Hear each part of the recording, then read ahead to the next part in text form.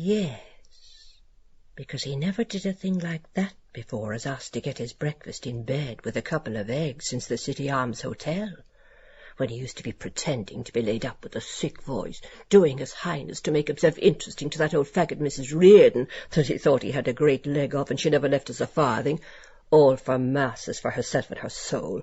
Greatest miser ever was, actually afraid to lay out fourpence for her methylated spirit. Telling me all her ailments. She'd too much old chat in her about politics and earthquakes and the end of the world. Let us have a bit of fun first. God help the world if all the women were her sort, down on bathing suits and low necks. Of course nobody wanted her to wear. I suppose she was pious because no man would look at her twice. I hope I never be like her. I wonder she didn't want us to cover our faces.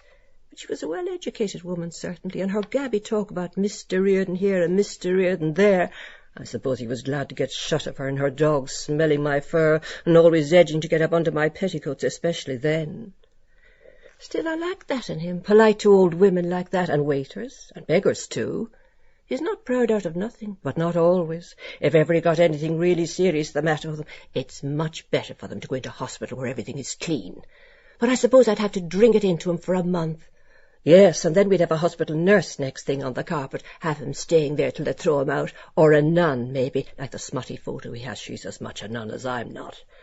Yes, because they're so weak and puling when they're sick, they want a woman to get well. If his nose bleeds, you'd think it was, oh, tragic. And that dying-looking one off the South Circular when he sprained his foot at the choir party at the Sugarloaf Mountain the day I wore that dress.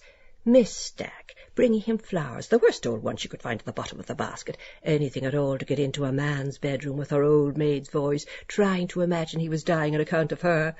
To never see thy face again. Though he looked more like a man with his beard a bit grown in the bed. Father was the same. Besides, I hate bandaging and dosing. When he cut his toe with the razor paring his corns, afraid he'd get blood poisoning. But if it was a thing I was sick, then we'd see what attention. Only, of course, the woman hides it, not to give all the trouble they do. Yes, he came somewhere, I'm sure, by his appetite. Anyway, Lovett's not or he'd be off his feed thinking of her, so either it was one of those night women, if it was down there he was, really, and the hotel story he made up a pack of lies to hide it, planning it. Hines kept me. Who did I meet? Oh, yes, I met, do you remember, Menton? And who else? Who? Let me see. That big babby face, I saw him and he not long married, flirting with a young girl at Poole's Miriorama, and turned my back on him when he slinked out looking quite conscious. What harm, but he had the impudence to make up to me one time. Well done to a mouth almighty and his boiled eyes of all the big stupos I ever met, and that's called a solicitor. Only for I hate having a long wrangle in bed. Or else if it's not that, it's some little bitch or other he got in with somewhere or picked up on the sly, if they only knew him as well as I do. Yes, because the day before yesterday he was scribbling something, a letter, when I came into the front room for the matches to show him Dignam's death in the paper, as if something told me, and he covered it up with the blotting paper, pretending to be thinking about business. So very probably that was it to somebody who thinks she has a softy in him, because all men get a bit like that at his age, especially getting on to 40 as he is now, so as to wheedle any money she can out of him. No fool like an old fool, and then the usual kissing my bottom was to hide it. Not that I care two straws who he does it with, or knew before that way, though I'd like to find out, so long as I don't have the two of them under my nose all the time, like that slut, that Mary, we had in Ontario Terrace, padding out her false bottom to excite him. Bad enough to get the smell of those painted women off him once or twice. I had a suspicion by getting him to come near me when I found the long hair on his coat. Without that one, when I went into the kitchen, pretending he was drinking water. One woman is not enough of them. It was all his fault, of course, ruining servants, then proposing she could eat at our table at Christmas, if you please. Oh, no, thank you, not in my house, stealing my potatoes and the oysters 2 and 6 per dozen, going out to see her aunt, if you please. Common robbery, so it was. But I was sure he had something on with that one. It takes me to find out a thing like that. He said you have no proof. It was her proof. Oh, yes, her aunt was very fond of oysters. But I told her what I thought of her, suggesting me to go out, to be alone with her. I wouldn't lower myself to spy on them. The garters I found in her room the Friday she was out, that was enough for me, a little bit too much. I saw, too, that her face swelled up on her with temper when I gave her week's notice. Better do without them altogether. Do out the rooms myself quicker, only for the damn cooking and throwing out the dirt. I gave it to him anyhow. Either she or me leaves the house. I couldn't even touch him if I thought he was with a dirty, barefaced liar and sloven like that one, denying it up to my face and singing about the place in the WC too, because she knew she was too well off. Yes, because he couldn't possibly do without it that long, so he must do it somewhere. And the last time he came on my bottom, when was it? The night Boylan gave my hand a great squeeze going along by the Talca. In my hand there steals another. I just pressed the back of his like that with my thumb to squeeze back, singing, "The young May moon, she's beaming love." Because he has an idea about him and me. He's not such a fool. He said, "I'm dining out and going to the Gaiety." So I'm not going to give him the satisfaction. In any case, God knows he's changing away not to be always and ever wearing the same old hat. Unless I paid some nice-looking boy to do it, since I can't do it myself. A young boy would like me. I'd confuse him a little alone with him if we were. I'd let him see my garters, the new ones, and make him turn red looking at him. Seduce him. I know what boys feel with that down on their cheek, doing that freaking drawing out the thing by the hour. Question and answer. Would you do this, that, and the other with the coalman? Yes. With the bishop? Yes, I would. Because I told him about some dean or bishop was sitting beside me in the Jews' Temple's gardens when I was knitting that woolen thing, a stranger to Dublin. What place was it, and so on about the monuments, and he tired me out with statues, encouraging him, making him worse than he is.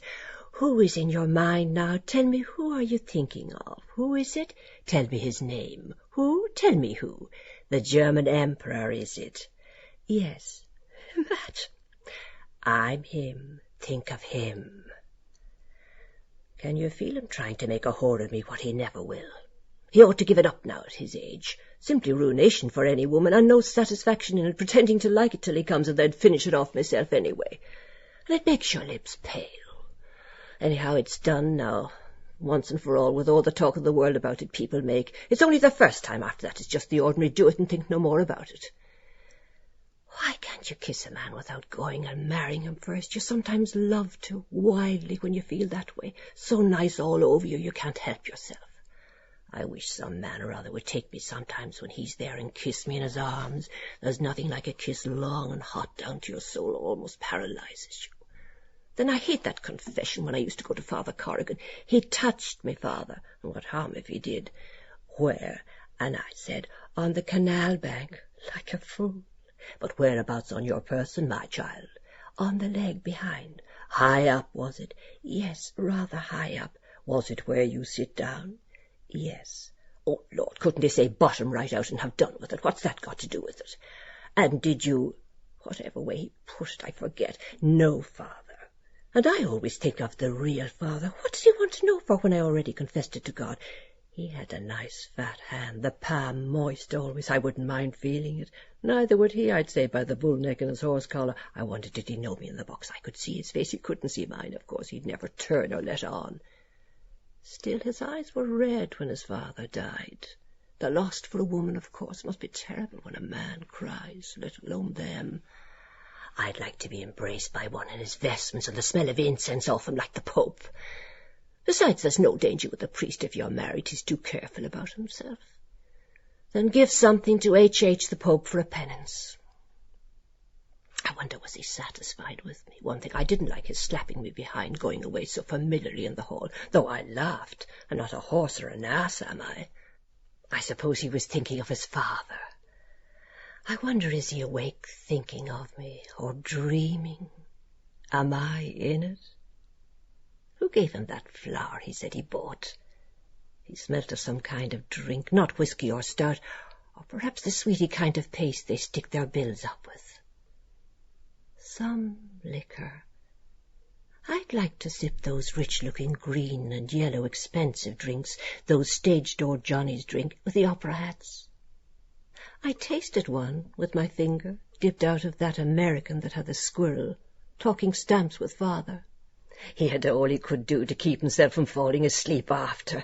The last time we took the port and potted meat, it had a fine salty taste. Yes, because I felt lovely and tired myself and fell asleep as sound as a top the moment I popped straight into bed till that thunder woke me as if the world was coming to an end. God be merciful, I thought the heavens were coming down about us to punish when I blessed myself and said a Hail Mary, like those awful thunderbolts in Gibraltar. And then they come and tell you there's no God. What could you do if it was running and rushing about nothing, only make an act of contrition? The candle I lit that evening in Whitefriars Street Chapel for the month of May, see, it brought its luck. Though he'd scoff if he heard, because he never goes to church, mass, or meeting. He says your soul, you have no soul inside, only grey matter, because he doesn't know what it is to have one. Yes, when I lit the lamp. Yes, because he must have come 3 or 4 times with that tremendous big red brute of a thing he has. I thought the vein, or whatever the dickens the call it, was going to burst, though his nose is not so big. After I took off all my things with the blinds down, after my hours dressing and perfuming and combing, it like iron or some kind of a thick crowbar standing all the time. He must have eaten oysters, I think a few dozen. He was in great singing voice. I never in all my life felt anyone had one the size of that to make you feel full up. He must have eaten a whole sheep after. What's the idea making us like that with a big hole in the middle of us, like a stallion driving it up into you, because that's all they want out of you, with that determined, vicious look in his eye. I had to half shut my eyes. Still, he hadn't such a tremendous amount of spunk in him when I made him pull it out and do it on me, considering how big it is. So much the better in case any of it wasn't washed out properly. The last time I let him finish it in me. Nice invention they made for women, for him to get all the pleasure. But if someone gave them a touch of it themselves, they'd know what I went through with Milly. Nobody would believe it, cutting her teeth too. And Mina Purifoy's husband, give us a swing out of your whiskers, filling her up with a child or twins once a year, as regular as the clock, always with the smell of children off her, the one they call budgers or something, like a nigger with a shock of hair on it. Jesus, Jack, the child is a black. The last time I was there, a squad of them falling over one another and bawling you couldn't hear your ear. Supposed to be healthy, not satisfied till they have a swollen out like elephants or I don't know what. Supposing I risked having another, not of him, though still if he was married I'm sure he'd have a fine strong child, but I don't know. Poldy has more spunk in him. Yes, that'd be awfully jolly. I suppose it was meeting Josie Powell and the funeral and thinking about me and Boylan set him off. Well, he can think what he likes now if that'll do him any good. I know they were spooning a bit when I came on the scene. He was dancing and sitting out with her the night of Georgina Simpson's housewarming, and then he wanted to ram it down my neck on account of not liking to see her a wallflower. That was why we had the stand-up row over politics. He began it, not me, when he said about our Lord being a carpenter. Last he made me cry. Of course a woman is so sensitive about everything. I was fuming with myself after for giving in, only for I knew he was gone on me. And the first socialist he said he was. He annoyed me so much I couldn't put him into a temper. Still, he knows a lot of mixed-up things, especially about the body and the insides. I often wanted to study up that myself, what we have inside us, in that family physician. I could always hear his voice talking when the room was crowded and watch him after that. I pretended I had on a coolness with her over him, because he used to be a bit on the jealous side whenever he asked, "Who are you going to?" And I said, "Over to Floey." And he made me the present of Lord Byron's poems and the 3 pair of gloves, so that finished that. I could quite easily get him to make it up any time I know how. I'd even supposing he got in with her again and was going out to see her somewhere, I'd know if he refused to eat the onions. I know plenty of ways. Ask him to tuck down the collar of my blouse, or touch him with my veil and gloves on going out. 1 kiss then would send them all spinning. However, all right, we'll see then. Let him go to her. She, of course, would only be too delighted to pretend she's mad in love with him. That I wouldn't so much mind. I'd just go to her and ask her, "Do you love him?" and look her square in the eyes. She couldn't fool me. But he might imagine he was and make a declaration with his plabbery kind of a manner to her like he did to me. Though I had the devil's own job to get it out of him.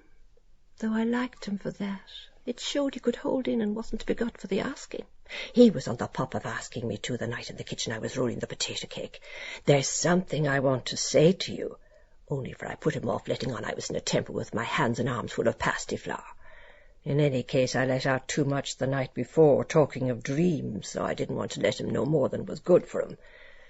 She used to be always embracing me, Josie, whenever he was there, meaning him, of course, glomming me over, and when I said I washed up and down as far as possible, asking me, "Did you wash possible?" The women are always egging on to that, putting it on thick when he's there. They know by his sly eye, blinking a bit, putting on the indifferent when they come out with something. Kind he is. What spoils him I don't wonder in the least. Because he was very handsome at that time, trying to look like Lord Byron I said I liked, though he was too beautiful for a man. And he was a little, before we got engaged. Afterwards, though, she didn't like it so much. The day I was in fits of laughing with the giggles I couldn't stop. About all my hairpins falling one after another with the mass of hair I had. You were always in great humour, she said. Yes, because it grigged her, because she knew what it meant, because I used to tell her a good bit of what went on between us, not all, but just enough to make her mouth water. But that wasn't my fault. She didn't darken the door much after we were married. I wonder what she's got like now after living with that dotty husband of hers. She had her face beginning to look drawn and run down the last time I saw her. She must have been just after a row with him, because I saw in the moment she was edging to draw down a conversation about husbands and talk about him to run him down. What was it she told me? Yes, that sometimes he used to go to bed with his muddy boots on when the maggot takes him. Just imagine having to get into bed with a thing like that might murder you any moment. What a man! Well, it's not the one way everyone goes mad. Poldy, anyway, whatever he does, always wipes his feet on the mat when he comes in, wet or shine, and always blacks his own boots, too, and he always takes off his hat when he comes up in the street like that. And now he's going about in his slippers to look for £10,000 for a postcard, UP up. Oh, sweetheart, May, wouldn't a thing like that simply bore you stiff to extinction? Actually too stupid even to take his boots off. Now, what could you make of a man like that? I'd rather die 20 times over than marry another of their sex. Of course, he'd never find another woman like me to put up with him the way I do. Know me, come sleep with me, yes, and he knows that too at the bottom of his heart. Take that Mrs. Maybrick that poisoned her husband. For what, I wonder? In love with some other man, yes, it was found out on her. Wasn't she the downright villain to go and do a thing like that? Of course, some men can be dreadfully aggravating, drive you mad, and always the worst words in the world. What do they ask us to marry them for if we're so bad as all that? Comes to... Yes, because they can't get on without us. White arsenic she put in his tea, off fly paper, wasn't it? Wonder why they call it that. If I asked him, he'd say it's from the Greek, leave us as wise as we were before. She must have been madly in love with the other fellow to run the chance of being hanged. She didn't care if that was her nature. What could she do besides they're not brutes enough to go and hang a woman, surely, are they? They're all so different. Boylan, talking about the shape of my foot, he noticed at once, even before he was introduced. When I was in the DBC with Poldy laughing and trying to listen, I was wagging my foot. We both ordered 2 teas and plain bread and butter. I saw him looking with his 2 old maids of sisters when I stood up and asked the girl where it was. What do I care with it dropping out of me, and that black clothes breeches he made me buy? Takes you half an hour to let them down, wetting all myself.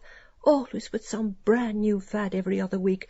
Such a long one I did. I forgot my suede gloves on the seat behind that I never got, after some robber of a woman, and he wanted me to put it in the Irish Times, lost in the ladies' lavatory, DBC, Dame Street, fine to return to Mrs. Marion Bloom. And I saw his eyes on my feet, going out through the turning door. He was looking when I looked back, and I went there for tea 2 days after in the hope, but he wasn't. Now, how did that excite him?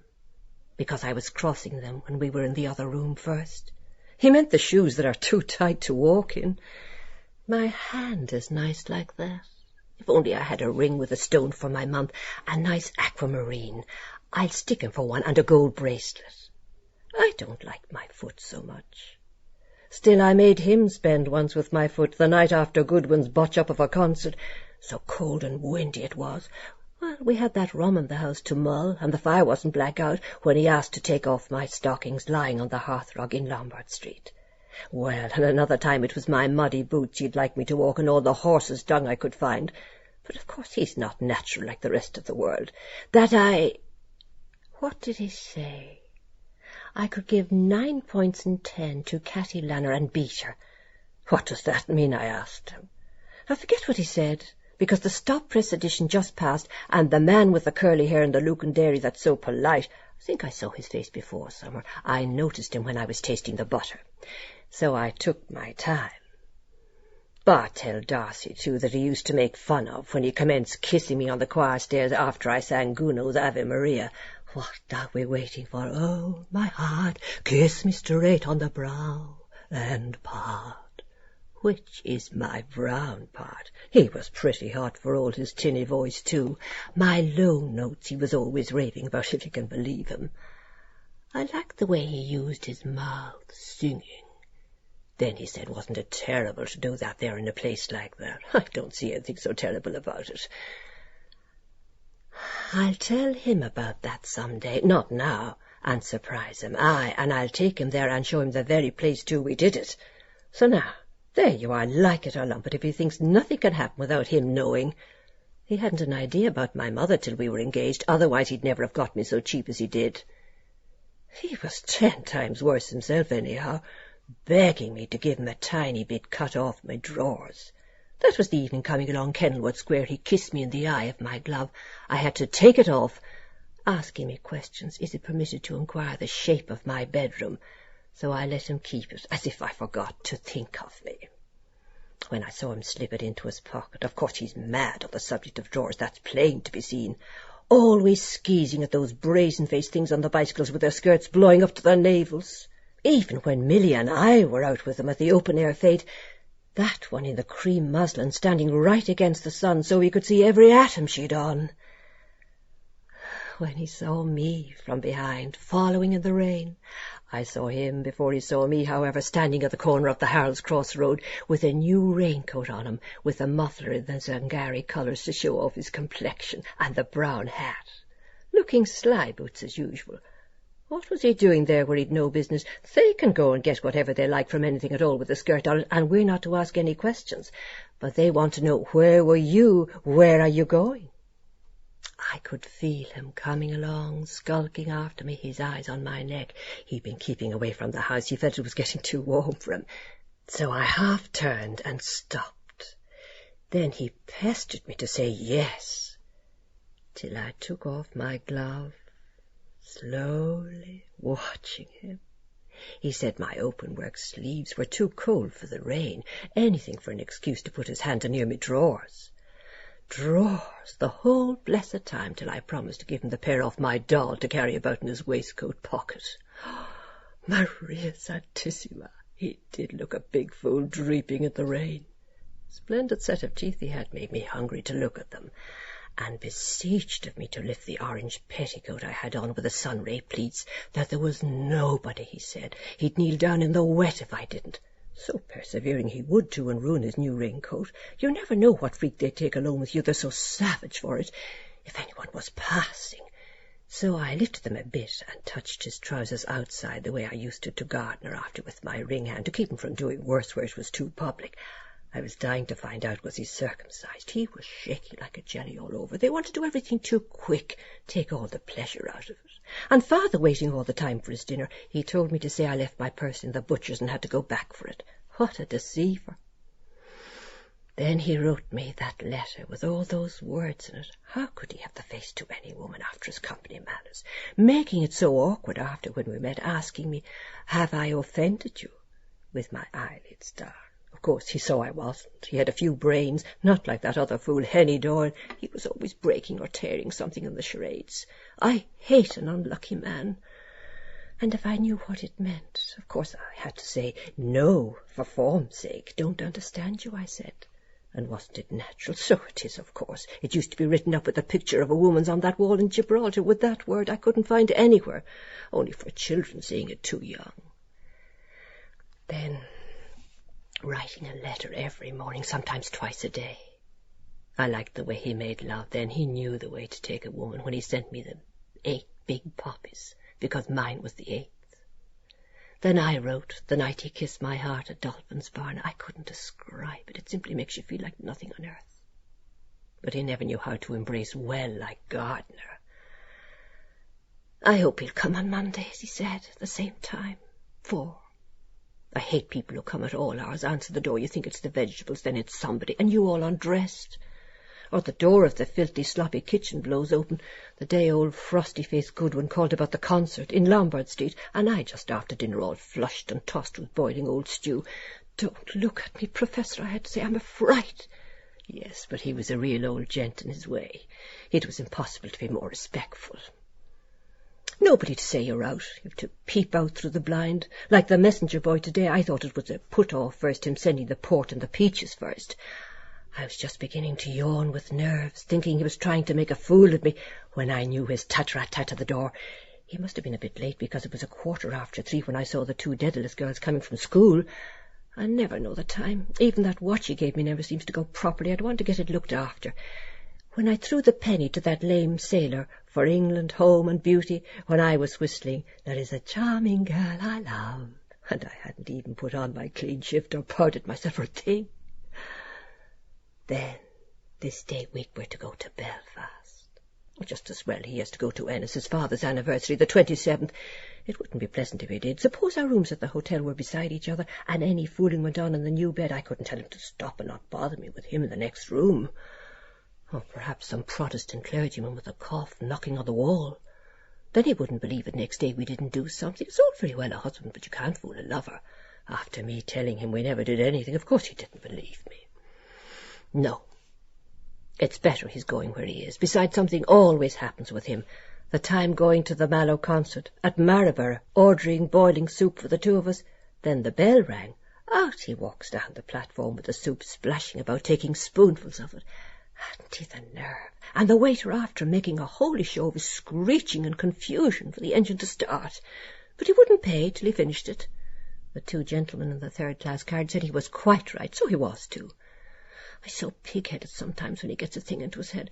A good job he was able to open the carriage door with his knife, with it have taken us on to Cork. I suppose that was done out of revenge on him.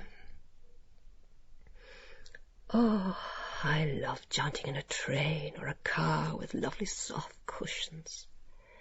I wonder will he take a first class for me? He might want to do it in the train by tipping the guard well. Oh, I suppose they'll be the usual idiots of men gaping at us with their eyes as stupid as ever they can possibly be. That was an exceptional man, that common workman that left us alone in the carriage that day going to Howth. I'd like to find out something about him. 1 or 2 tunnels, perhaps. Then you have to look out the window.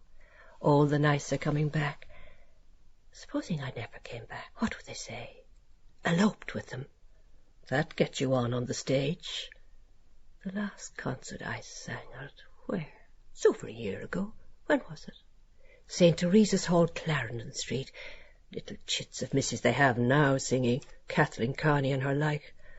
On account of father being in the army, and my singing the absent-minded beggar, and wearing a brooch for Lord Roberts, when I had the map of it all, and Poldy not Irish enough. Was it him managed it this time? I wouldn't put it past him. Like he got me on to sing at the Stabat Mater by going round saying he was putting Lead Kindly Light to music. I put him up to that, till the Jesuits found out he was a Freemason, thumping the piano, Lead Thou Me On, copied from some old opera. Yes, and he was going about with some of them Sinner Fein lately, or whatever they call themselves, talking his usual trash and nonsense. He says that little man he showed me without the neck is very intelligent, the coming man. Griffith, is he? Well, he doesn't look it, that's all I can say. Still, it must have been him. He knew there was a boycott. I hate the mention of politics after the war, that Pretoria and Ladysmith and Bloemfontein, where Gardner, Lieutenant Stanley G., 8th Battalion, 2nd East Lancs Regiment of Enteric Fever. He was a lovely fellow in khaki, and just the right height over me. I'm sure he was brave, too. He said I was lovely the evening we kissed goodbye at the Canal Lock. My Irish beauty. He was pale with excitement about going away. Oh, we'd be seen from the road. He couldn't stand properly, and I so hot as I never felt. They could have made their peace in the beginning, or old Oom Paul and the rest of the old Krugers go and fight it out between them, instead of dragging on for years, killing any fine-looking men there were with their fever. If he was even decently shot, it wouldn't have been so bad. I love to see a regiment pass in review. The first time I saw the Spanish cavalry at La Roque, it was lovely. After looking across the bay from Algeciras, all the lights of the rock like fireflies. Or those sham battles on the 15 acres. The Black Watch with their kilts in time at the march past. The 10th Hussars, the Prince of Wales' own, or the Lancers. The Lancers, they're grand. Or the Dublins that won Tugela. His father made his money over selling the horses for the cavalry. Well, he could buy me a nice present up in Belfast after what I gave. They've lovely linen up there, or one of those nice kimono things. I must buy a mothball like I had before to keep in the drawer with them. It would be exciting going around with them shopping, buying those things in a new city. Better leave this ring behind. Want to keep turning and turning to get it over the knuckle there. Or they might bell it round the town in their papers or tell the police on me. But they'd think we were married. Oh, let them all go and smother themselves. For the fat lot I care. He has plenty of money, and he's not a marrying man, so somebody better get it out of him. If I could only find out whether he likes me. I looked a bit washy, of course, when I looked close in the hand-glass powdering. A mirror never gives you the expression. Besides, scrooching down on me like that all the time with his big hip bones. He's heavy, too, with his hairy chest for this heat. Always having to lie down for them. Better for him to put it into me from behind the way Mrs. Mastiansky told me her husband made her, like the dogs do it, and stick out her tongue as far as ever she could. And he's so quiet and mild with his ting-a-ting either. Could you ever be up to men the way it takes them? Lovely stuff in that blue suit he had on, and stylish tie and socks with the sky-blue silk things on them. He's certainly well off, I know by the cut his clothes have, and his heavy watch. But he was like a perfect devil for a few minutes after he came back with a stop press, tearing up the tickets and swearing blazes because he lost 20 quid, he said he lost over that outside of that one, and half he put on for me on account of Lenihan's tip, cursing him to the lowest pits. That sponger, he was making free with me after the Glencree dinner, coming back that long jolt over the Featherbed Mountain, after the Lord Mayor, looking at me with his dirty eyes. Val Dillon, that big heathen, I first noticed him at dessert when I was cracking the nuts with my teeth.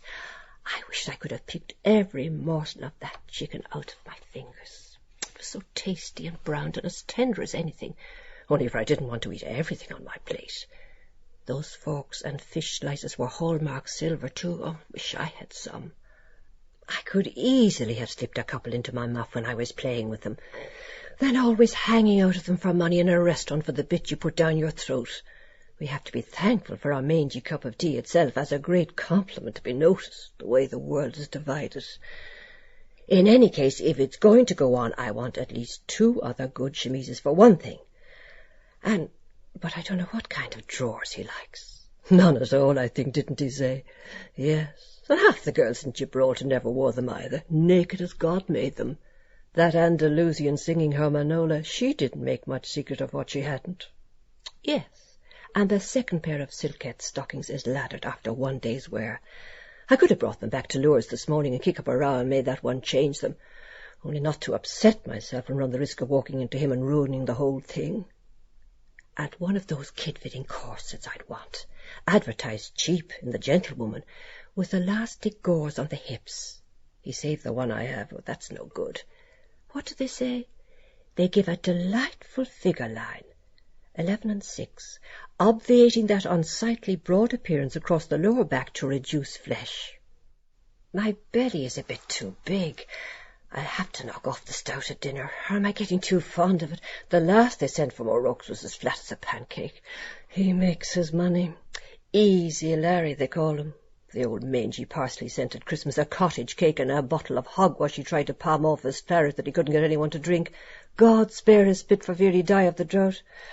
Or I must do a few breathing exercises. I wonder, is that anti-fat any good? Might overdo it. Thin ones are not so much the fashion now. Garters, that much I have. The violet pair I wore today. That's all he bought me out of the cheque he got on the first. Oh, no, there was the face lotion I finished the last of yesterday that made my skin like new. I told him over and over again, get that made up in the same place and don't forget it. God only knows whether he did after all I said to him. I'll know by the bottle anyway. If not, I suppose I'll only have to wash in my piss, like beef tea or chicken soup, with some of that opoponix and violet. I thought it was beginning to look coarse or old a bit. The skin underneath is much finer where it peeled off, there on my finger after the burn. It's a pity it isn't all like that. And the 4 paltry handkerchiefs, about 6 shillings in all. Sure, you can't get on in this world without style, all going in food and rent. When I get it, I'll lash it around, I tell you, in fine style. I always want to throw a handful of tea into the pot. Measuring and mincing. If I buy a pair of old brogues itself, do you like those new shoes? Yes. How much were they? I've no clothes at all. The brown costume and the skirt and jacket and the one of the cleaners, 3. What's that for any woman? Cutting up this old hat and patching up the other. The men won't look at you, and the women try to walk on you because they know you've no man. Then with all things getting dearer every day for the 4 years more I have of life up to 35. No. And what am I at all? I'll be 33 in September. Will I? What? Oh, well, look at that Mrs. Galbraith. She's much older than me. I saw her when I was out last week. Her beauty's on the wane. She was a lovely woman, magnificent head of hair and her down to her waist, tossing it back like that. Like Kitty O'Shea in Grantham Street. First thing I did every morning to look across, see her combing it as if she loved it and was full of it. Pity I only got to know her the day before we left. And that Mrs. Langtry, the Jersey lily, the Prince of Wales was in love with. I suppose he's like the first man going the roads only for the name of a king. They're all made the one way. Only a black man's I'd like to try. A beauty up to what was she? 45. There was some funny story about the jealous old husband. What was it all? And an oyster knife. He made her wear a kind of a tin thing round her, and the Prince of Wales, yes, he had the oyster knife. Can't be true, a thing like that. Like some of those books he brings me, the works of Master Francois somebody, supposed to be a priest, about a child born out of her ear because her bum gut fell out. A nice word for any priest to write, and her A-E, as if any fool wouldn't know what that meant. I hate that pretending of all things. With the old blackguard's face on him, anybody can see it's not true. And that Ruby and Fair Tyrants, he brought me that twice. I remember when I came to page 50, the part about where she hangs him up out of a hook with a cord flagellate. Sure, there's nothing for a woman in that. All invention, made up. About he drinking the champagne out of her slipper after the ball was over. Like the infant Jesus in the crib at Inchicore in the Blessed Virgin's arms. Sure, no woman could have a child that big taken out of her. And I thought first it came out of her side, because how could she go to the chamber when she wanted to?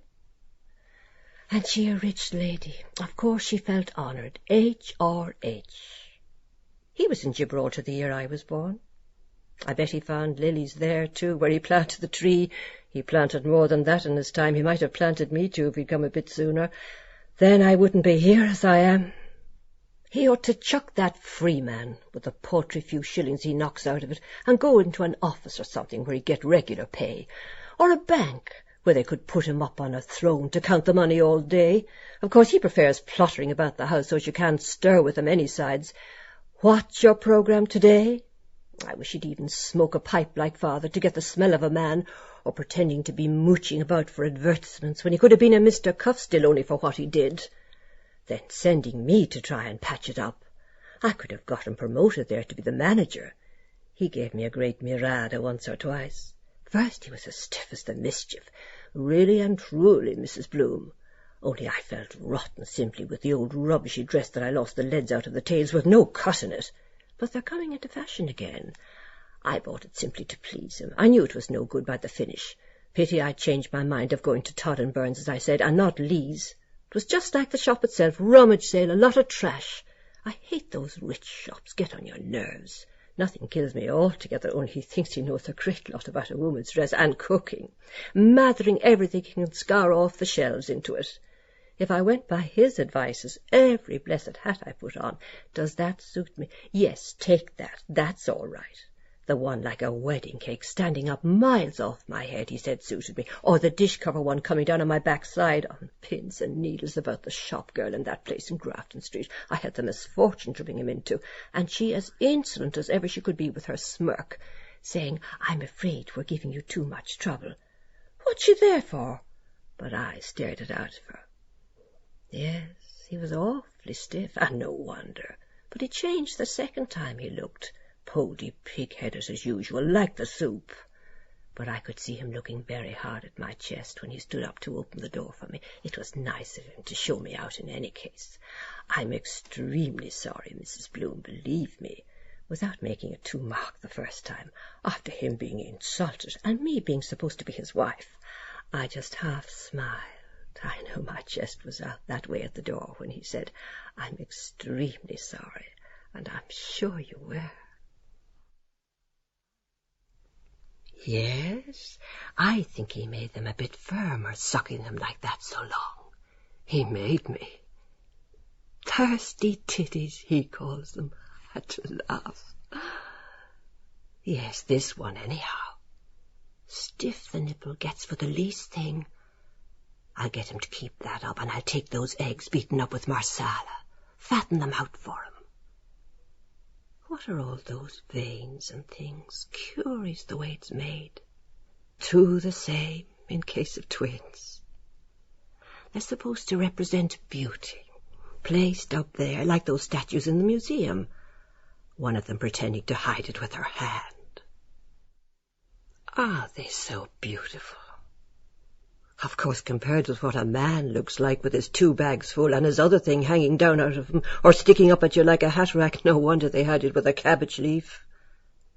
The woman is beauty, of course, that's admitted.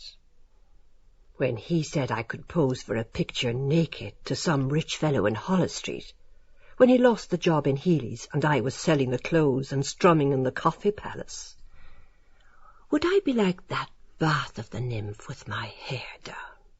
Yes, only she's younger. Or I'm a little like that dirty bitch in that Spanish photo he has. The nymphs, used they go about like that, I asked him. That disgusting Cameron Highlander behind the meat market, or that other wretch with the red head behind the tree where the statue of the fish used to be, when I was passing, pretending he was pissing, standing out for me to see it, with his baby clothes up to one side. The Queen's own they were, a nice lot. It's well the Surreys relieve them. They're always trying to show it to you. Every time nearly I passed outside the men's greenhouse, near the Harcourt Street station, just to try some fellow or other, trying to catch my eye, or if it was one of the 7 wonders of the world. Oh, and the stink of those rotten places. The night coming home with Poldy after the Comerfords' party. Oranges and lemonade to make you feel nice and watery. I went into one of them. It was so biting cold I couldn't keep it. When was that? 93. The canal was frozen. Yes, it was a few months after. A pity a couple of the Camerons weren't there to see me, squatting in the men's place. Meadero. I tried to draw a picture of it before I tore it up, like a sausage or something. I wonder they're not afraid going about of getting a kick or a bang or something there. And that word, met something, with hoses in it. And he came out with some jawbreakers about the incarnation. He never can explain a thing simply the way a body can understand. Then he goes and burns the bottom out of the pan, all for his kidney. This one, not so much. There's the mark of his teeth still, where he tried to bite the nipple. I had to scream out, aren't they fearful, trying to hurt you. I'd a great breast of milk with Millie, enough for 2. What was the reason of that? He said I could have got £1 a week as a wet nurse, all swelled out. The morning that delicate-looking student that stopped at number 28 with a citron's penrose nearly caught me washing through the window, only for I snapped up the towel to my face. That was his student thing. Hurt me they used to, weaning her till he got Dr. Brady to give me the belladonna prescription. I had to get him to suck them, they were so hard. He said it was sweeter and thicker than cows. Then he wanted to milk me into the tea. Well, he's beyond everything, I declare. Somebody ought to put him in the budget. If I only could remember the 1/2 of the things, I'd write a book out of it, the works of Master Poldy. Yes, and it's so much smoother, the skin, much. An hour he was at them, I'm sure, by the clock, like some kind of a big infant I had at me. They want everything in their mouth. Oh, the pleasure those men get out of a woman. I can feel his mouth. Oh, Lord, I must stretch myself. I wished he was here or somebody to let myself go with and come again like that. I feel all fire inside me. Or if I could dream it, when he made me spend the second time tickling me behind with his finger, I was coming for about 5 minutes with my legs round him. I had to hug him after. Oh, Lord, I wanted to shout out all sorts of things, fuck or shit or anything at all, only not to look ugly, or those lines from The Strain. Who knows the way he'd take it? You want to feel your way with a man. They're not all like him, thank God. Some of them want you to be so nice about it. I noticed the contrast. He does it and doesn't talk. I gave my eyes that look, with my hair a bit loose from the tumbling, and my tongue between my lips up to him, the savage brute.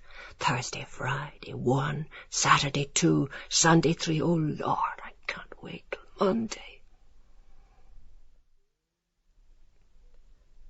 Free from train somewhere, whistling.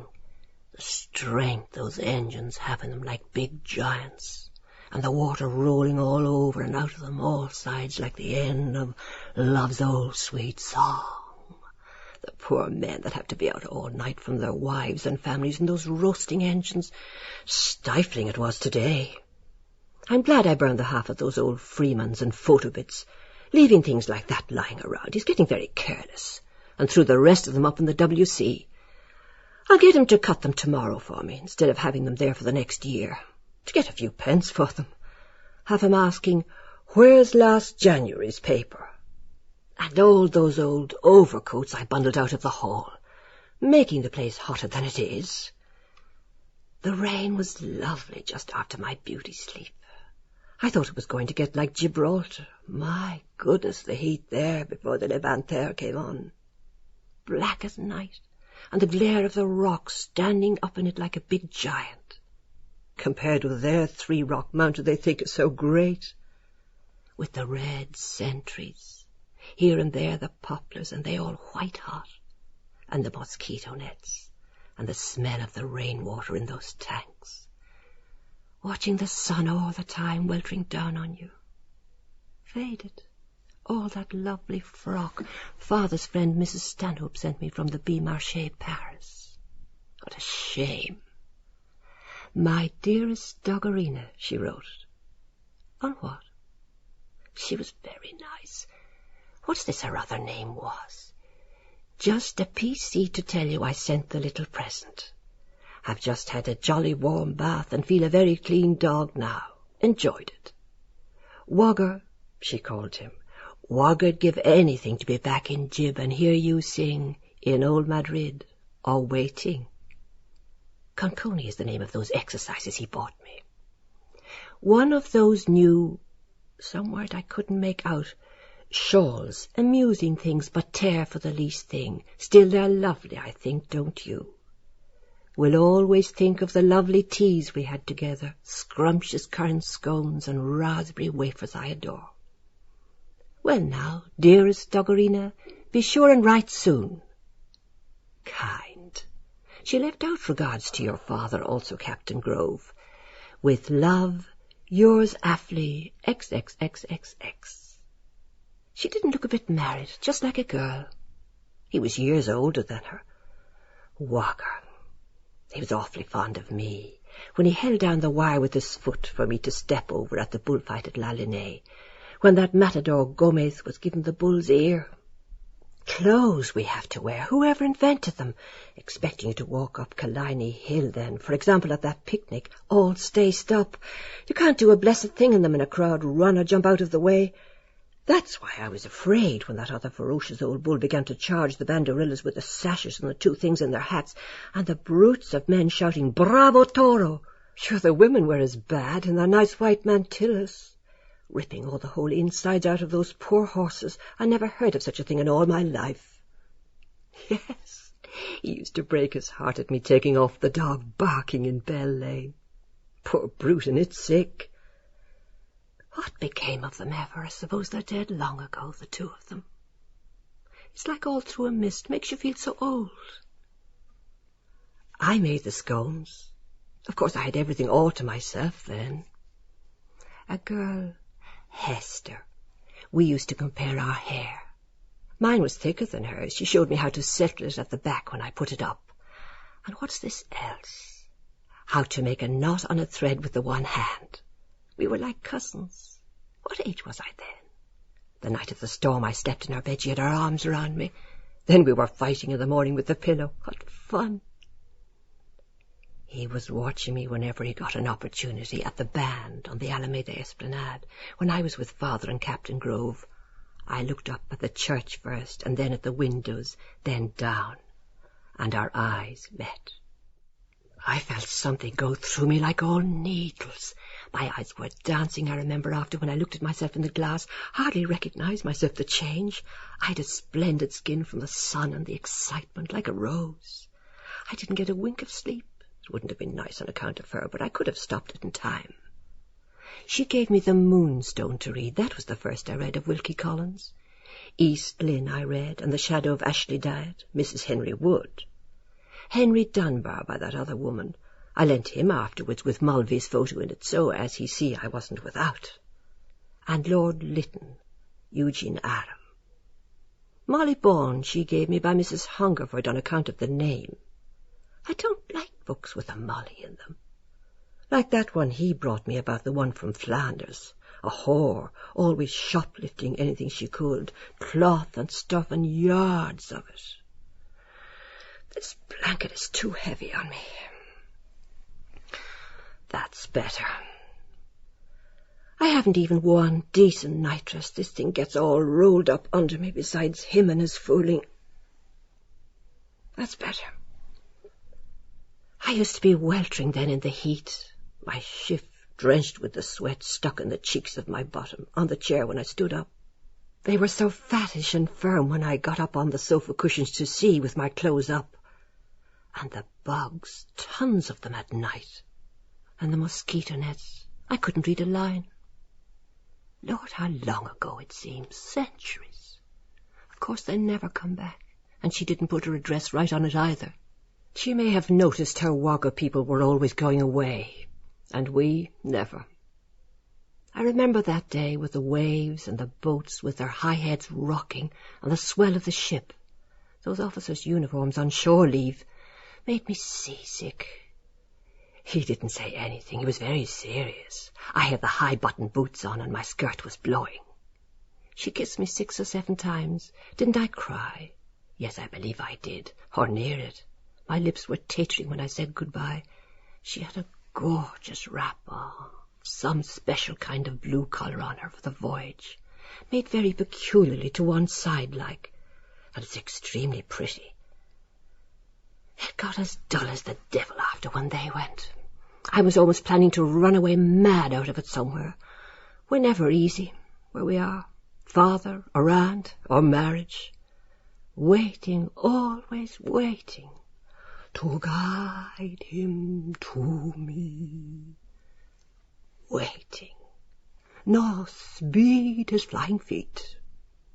Their damn guns bursting and booming all over the shop, especially the Queen's birthday, and throwing everything down in all directions. If you didn't open the windows when General Ulysses Grant, whoever he was or did, supposed to be some great fellow, landed off the ship, and old Spragg, the consul, that was there from before the flood, dressed up, poor man, and he in mourning for the sun. Then the same old reveille in the morning, and drums rolling, and the unfortunate poor devils of soldiers walking about with mess tins, smelling the place more than the old long-bearded Jews and their jelly-bees and Levites' assembly.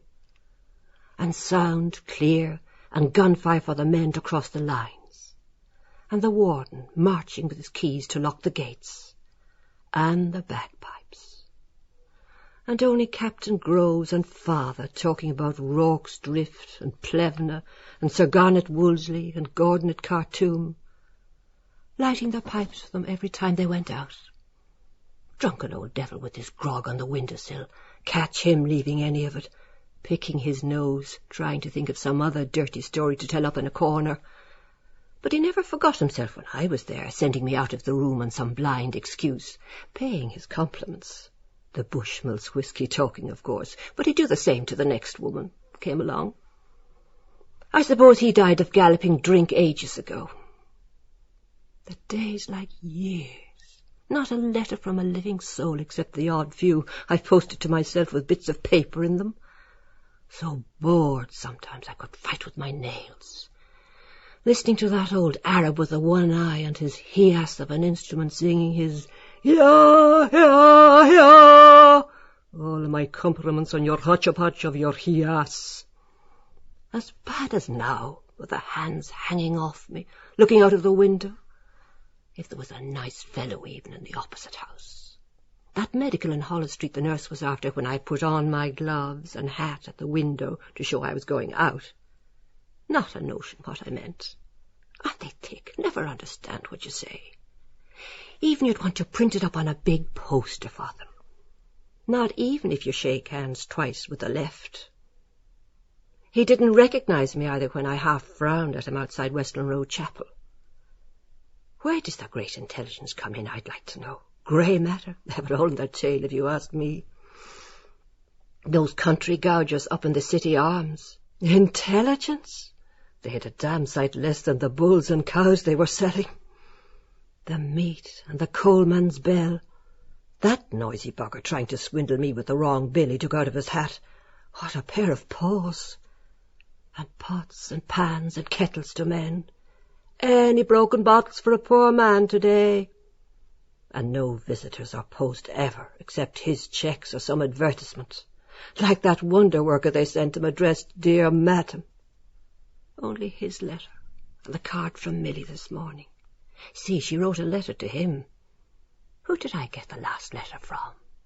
Oh, Mrs. Dwen. Now, whatever possessed her to write after so many years to know the recipe I had for pisto madrileno? Floey Dillon said she wrote to say she was married to a very rich architect. If I'm to believe all I hear, with a villa and 8 rooms. Her father was an awfully nice man. He was near 70, always good humour. Well, now, Miss Tweedy, or Miss Gillespie, there's the pianner that was. A solid silver coffee service he had too on the mahogany sideboard. Then dying so far away. I hate people that have always their poor story to tell. Everybody has their own troubles. That poor Nancy Blake died a month ago of acute pneumonia. Well, I didn't know her so well as all that. She was Floey's friend more than mine. It's a bother having to answer. He always tells me the wrong things and no stops to say, like making a speech. Your sad bereavement, sympathy. I always make that mistake. And nephew with 2 W's in.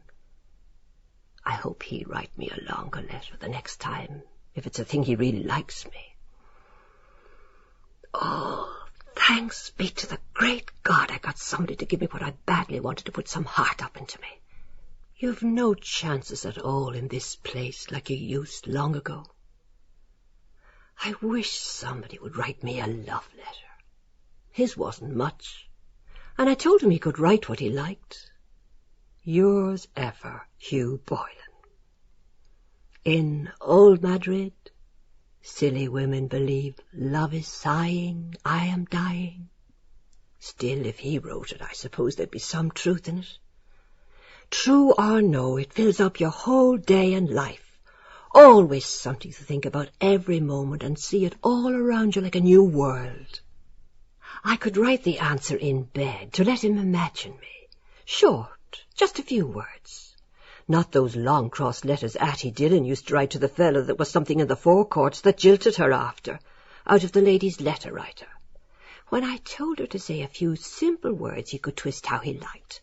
Not acting with precipitancy, with equal candour, the greatest earthly happiness, answer to a gentleman's proposal affirmatively. My goodness, there's nothing else. It's all very fine for them, but as for being a woman, as soon as you're old, they might as well throw you out in the bottom of the ash pit. Mulvey's was the first. When I was in bed that morning and Mrs. Rubio brought it in with the coffee.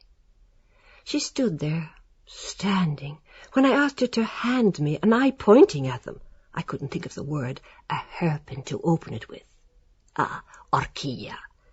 This obliging old thing, and it staring her in the face, with her switch of false hair in her, and vain about her appearance, ugly as she was, near 80 or 100, her face a mass of wrinkles, with all her religion, domineering, because she never could get over the Atlantic fleet coming in, half the ships of the world, and the Union Jack flying, with all her carabineros, because 4 drunken English sailors took all the rock from them, and because I didn't run into Mass often enough in Santa Maria to please her, with her shawl up on her, except when there was a marriage on, with all her miracles of the saints, and her black blessed Virgin with the silver dress, and the sun dancing 3 times on Easter Sunday morning.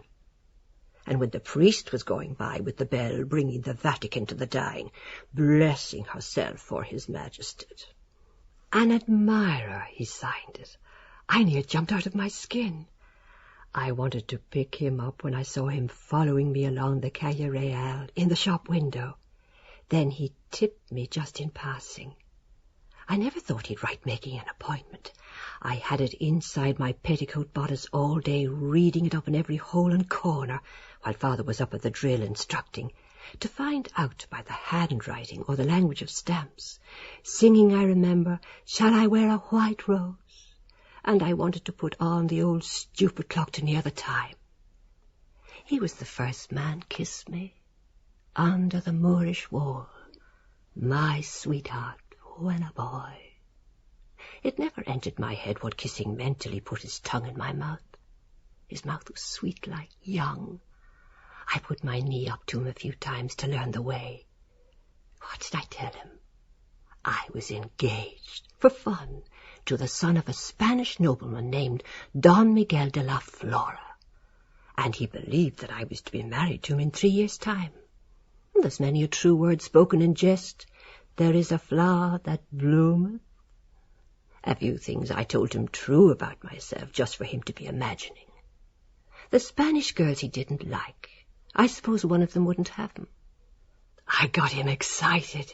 He crushed all the flowers on my bosom he brought me. He couldn't count the pesetas and the perigordas till I taught him. Capaquin he came from, he said, on the Blackwater.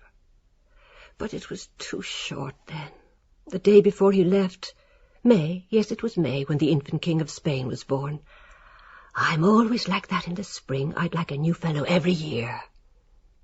Up on the tip-top, under the rock gun near O'Hara's Tower, I told him it was struck by lightning, and all about the old Barbary apes they sent to Clapham, without a tail, careering all over the show on each other's back, Mrs. Rubio said.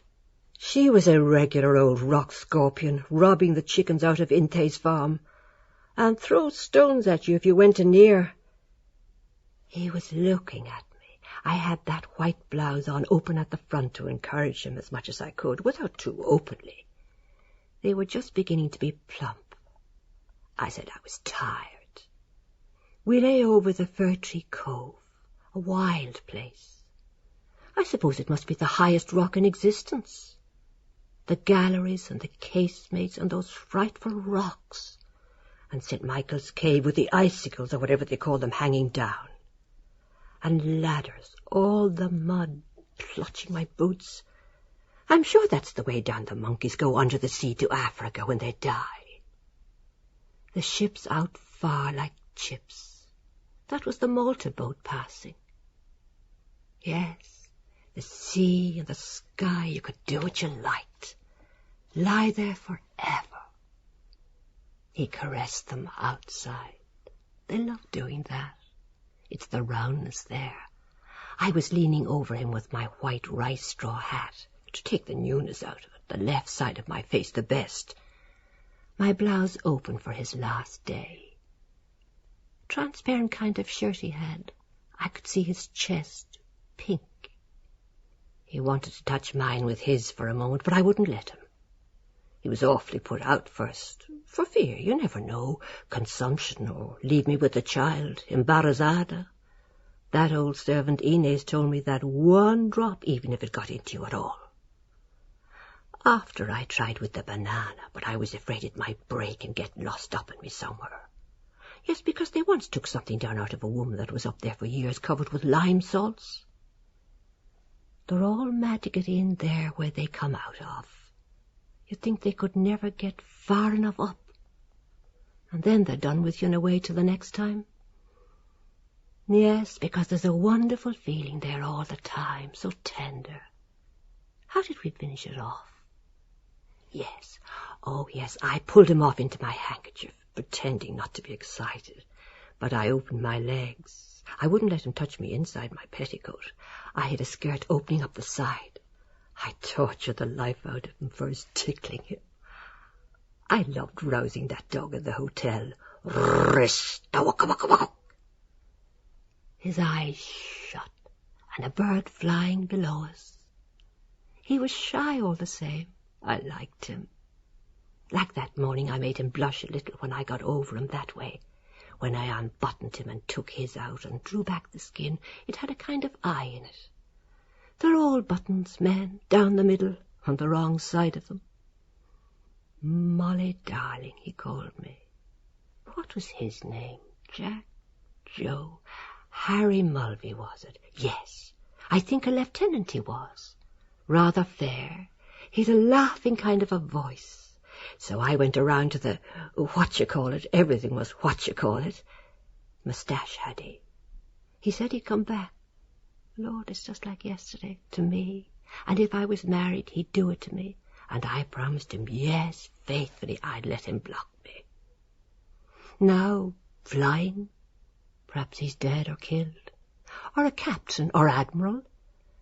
It's nearly 20 years. If I said Fir Tree Cove he would, if he came up behind me and put his hands over my eyes to guess who. I might recognize him. He's young still, about 40. Perhaps he's married some girl on the Blackwater and is quite changed. They all do. They haven't half the character a woman has. She little knows what I did with her beloved husband before he ever dreamt of her, in broad daylight, too, in the sight of the whole world, you might say. They could have put an article about it in the Chronicle. I was a bit wild after, when I blew out the old bag the biscuits were in from Benedict Bruss and exploded it. Lord, what a bang, all the woodcocks and pigeons screaming. Coming back the same way that we went, over Middle Hill, round by the old guardhouse and the Jews' burial place, pretending to read out the Hebrew on them. I wanted to fire his pistol. He said he hadn't one. He didn't know what to make of me, with his peak cap arm that he always wore crooked as often as I settled it straight. HMS Calypso. Swinging my hat. That old bishop that spoke off the altar his long preach about women's higher functions, about girls now riding the bicycle and wearing peak caps and the new woman bloomers. God sent him sensing me more money. I suppose they're called after him. I never thought that'd be my name, Bloom, when I used to write it in print to see how it looked on a visiting card, or practising for the butcher, and oblige, M. Bloom. You're looking blooming, Josie used to say after I married him. Well, it's better than Breen or Briggs does. Brig.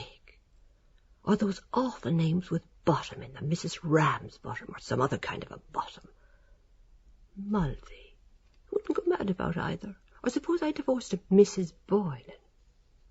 My mother, whoever she was, might have given me a nicer name, the Lord knows, after the lovely one she had, Lunita Laredo. The fun we had running along Willis Road to Europa Point, twisting in and out all round the other side of Jersey. They were shaking and dancing about my blouse, like Milly's little ones now when she runs up the stairs. I love looking down at them. I was jumping up at the pepper trees and the white poplars, pulling the leaves off and throwing them at him. He went to India. He was to write. The voyages those men have to make to the ends of the world and back. It's the least they might get a squeeze or two at a woman while they can. Going out to be drowned or blown up somewhere. I went up Windmill Hill to the flats that Sunday morning with Captain Rubio's, that was dead, spyglass like the sentry had. He said he'd have one or two from on board. I wore that frock from the B. Marché Paris and the coral necklace. The straits shining, I could see over to Morocco almost. The Bay of Tangier white, and the Atlas mountain with snow on it, and the straits like a river, so clear. Harry. Molly, darling, I was thinking of him on the sea all the time, after at Mass when my petticoat began to slip down at the elevation. Weeks and weeks I kept the handkerchief under my pillow for the smell of him. There was no decent perfume to be got in that Gibraltar, only that cheap peau d'Espagne that faded and left a stink on you more than anything else. I wanted to give him a memento. He gave me that clumsy cladder ring for luck, that I gave Gardner going to South Africa, where those Boers killed him with their war and fever. But they were well beaten all the same, as if it brought its bad luck with it, like an opal or pearl. Must have been pure 16-carat gold, because it was very heavy. I can see his face, clean-shaven. Free from that train again, weeping tone. Once in the dear dead days beyond recall. Close my eyes, breath, my lips forward, kiss, sad look, eyes open, piano. Ere o'er the world the mist began. I hate that ispeg. Comes love's sweet song. I let that out full when I get in front of the footlights again. Kathleen Carney and her lot of squealers, miss this, miss that, miss the other, lot of sparrowfarts skidding around talking about politics they know as much about as my backside. Anything of the world to make themselves some way interesting. Irish homemade beauties. Soldier's daughter, am I?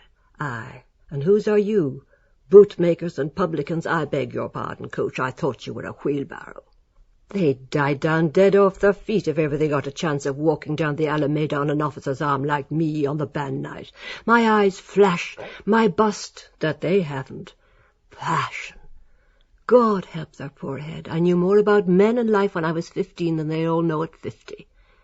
They don't know how to sing a song like that. Gardner said no man could look at my mouth and teeth smiling like that and not think of it.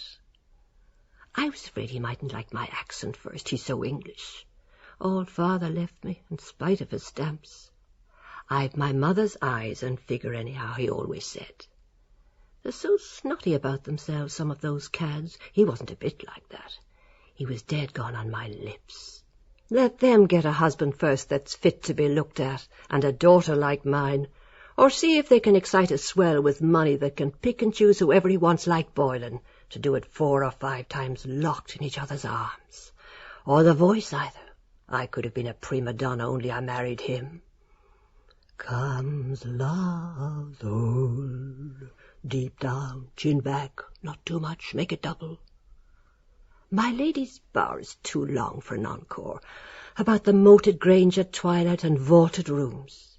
Yes, I'll sing Winds That Blow from the South, that he gave after the choir stairs performance.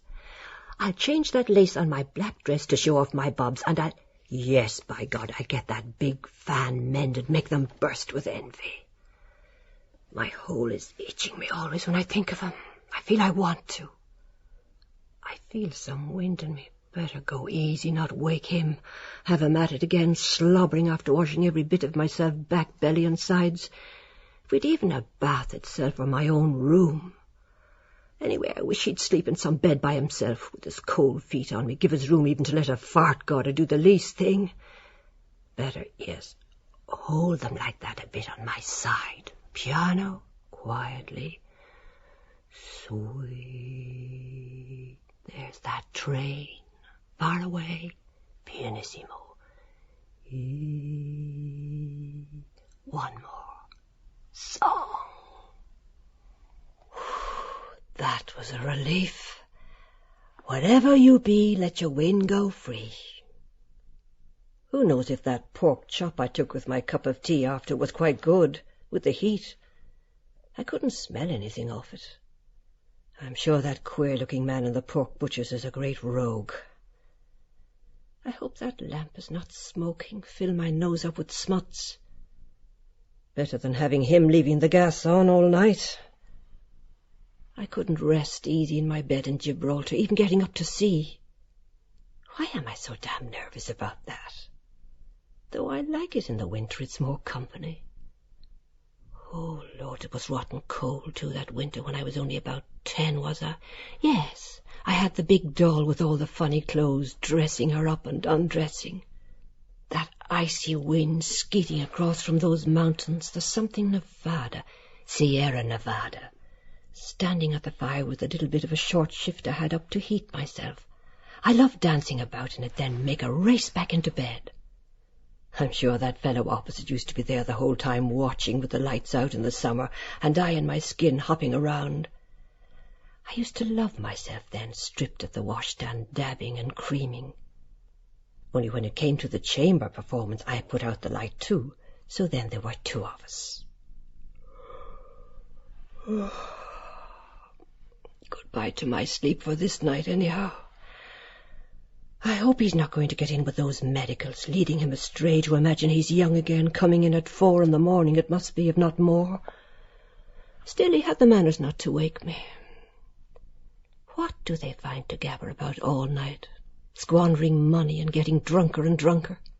Couldn't they drink water? Then he starts giving us his orders for eggs and tea, finned and haddy and hot buttered toast. I suppose we'll have him sitting up like the king of the country, pumping the wrong end of the spoon up and down in his egg, wherever he learned that from. And I love to hear him falling up the stairs of a morning with the cups rattling on the tray, and then play with the cat she rubs up against you, for her own sake. I wonder how she flees. She's as bad as a woman, always licking and lecking, but I hate their claws. I wonder do they see anything that we can't, staring like that when she sits at the top of the stairs so long and listening as I wait always. What a robber, too, that lovely fresh place I bought. I think I'll get a bit of fish tomorrow. Or today, is it? Friday? Yes, I will, with some blancmange with blackcurrant jam like long ago. Not those 2-pound pots of mixed plum and apple from the London and Newcastle. Williams and Woods goes twice as far. Only for the bones. I hate those eels. Cod. Yes, I'll get a nice piece of cod. I'm always getting enough for 3, forgetting. Anyway, I'm sick of that everlasting butcher's meat from Buckley's, loin chops and leg beef and rib steak and scrag of mutton and calf's pluck. The very name is enough. Or a picnic. Suppose we all gave 5 shillings each or let him pay, and invite some other woman for him. Who? Mrs. Fleming. And drive out to the Furry Glen or the Strawberry Beds. We'd have him examining all the horses' toenails first like he does with the letters. No, not with Boylan there. Yes, with some cold veal and ham mixed sandwiches. There are little houses down at the bottom of the banks there on purpose, but it's as hot as blazes, he says. Not a bank holiday. Anyhow, I hate those ruck of Mary Ann coal boxes, out for the day. Whit Monday is a cursed day, too. No wonder that bee bit him. Better the seaside. But I'd never again in this life get into a boat with him after him at Bray telling the boatman he knew how to row. If anyone asked could he ride the steeplechase for the Gold Cup, he'd say yes. Then it came on to get rough, the old thing crooketing about, and the weight all down my side, telling me to pull the right reins, now pull the left, and the tide all swamping in floods in through the bottom, and his oar slipping out of the stirrup. It's a mercy we weren't all drowned. He can swim, of course, me no. There's no danger whatsoever, keep yourself calm. In his flannel trousers. I'd like to have tattered them down off him before all the people, and give him what that one calls flagellate till he was black and blue. Do him all the good in the world. Only for that long-nosed chap, I don't know who he is, with that other beauty, Burke, out of the City Arms Hotel, was there spying around as usual on the slip, always where he wasn't wanted. If there was a row on, you'd vomit a better face. There was no love lost between us, that's one consolation. I wonder what kind is that book he brought me, Sweets of Sin, by a gentleman of fashion. Some other Mr. de Kock. I suppose the people gave him that nickname, going about with his tube from one woman to another. I couldn't even change my new white shoes, all ruined with the salt water, and the hat I had with that feather, all blowy and tossed on me. How annoying and provoking. Because the smell of the sea excited me, of course. The sardines and the bream in Catalan Bay round the back of the rock, they were fine, all silver in the fishermen's baskets. Old Luigi, near 100, they said, came from Genoa, and the tall old chap with the earrings. I don't like a man you have to climb up to go get at. I suppose they're all dead and rotten long ago. Besides, I don't like being alone in this big barracks of a place at night. I suppose I'll have to put up with it. I never brought a bit of salt in even when we moved, in the confusion. Musical Academy was going to make on the first-floor drawing-room, with a brass plate. Or Bloom's private hotel, he suggested. Go and ruin himself altogether the way his father did down in Ennis. Like all the things he told father he was going to do, and me. But I saw through him, telling me all the lovely places we could go for the honeymoon, Venice by moonlight with the gondolas, and the Lake of Como he had a picture cut out of some paper of, and mandolins and lanterns. Oh, how nice, I said. Whatever I liked he was going to do immediately, if not sooner. Will you be my man? Will you carry my can? He ought to get a leather medal with a putty rim for all the plans he invents. Then leaving us here all day. You never know what old beggar at the door for a crust with his long story. Might be a tramp and put his foot in the way to prevent me shutting it. Like that picture of that hardened criminal, he was called in Lloyd's Weekly News. 20 years in jail, then he comes out and murders an old woman for her money. Imagine his poor wife or mother or whoever she is. Such a face you'd run miles away from. I couldn't rest easy till I bolted all the doors and windows to make sure. But it's worse again being locked up like a prison or a madhouse. They ought to be all shot, or the cat of nine tails. A big brute like that would attack a poor old woman to murder her in her bed, I'd cut them off, so I would. Not that he'd be much use, still better than nothing. The night I was sure I heard burglars in the kitchen, and he went down in his shirt with a candle and a poker as if he was looking for a mouse, as white as a sheet, frightened out of his wits, making as much noise as he possibly could for the burglars' benefit. There isn't much to steal, indeed, the Lord knows. Still, it's the feeling, especially now with Milly away. Such an idea for him to send the girl down there to take photographs, on account of his grandfather, instead of sending her to Skerry's Academy where she'd have to learn, not like me getting all at school. Only he'd do a thing like that, all the same, on account of me and Boylan. That's why he did it, I'm certain. The way he plots and plans everything out.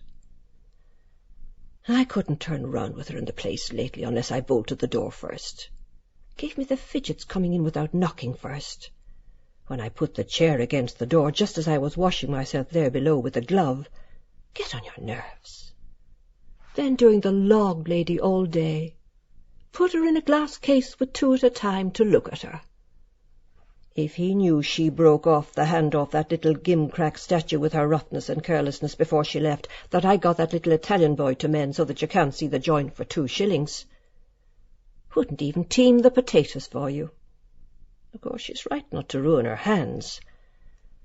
I noticed he was always talking to her lately at the table, explaining things in the paper, and she pretending to understand.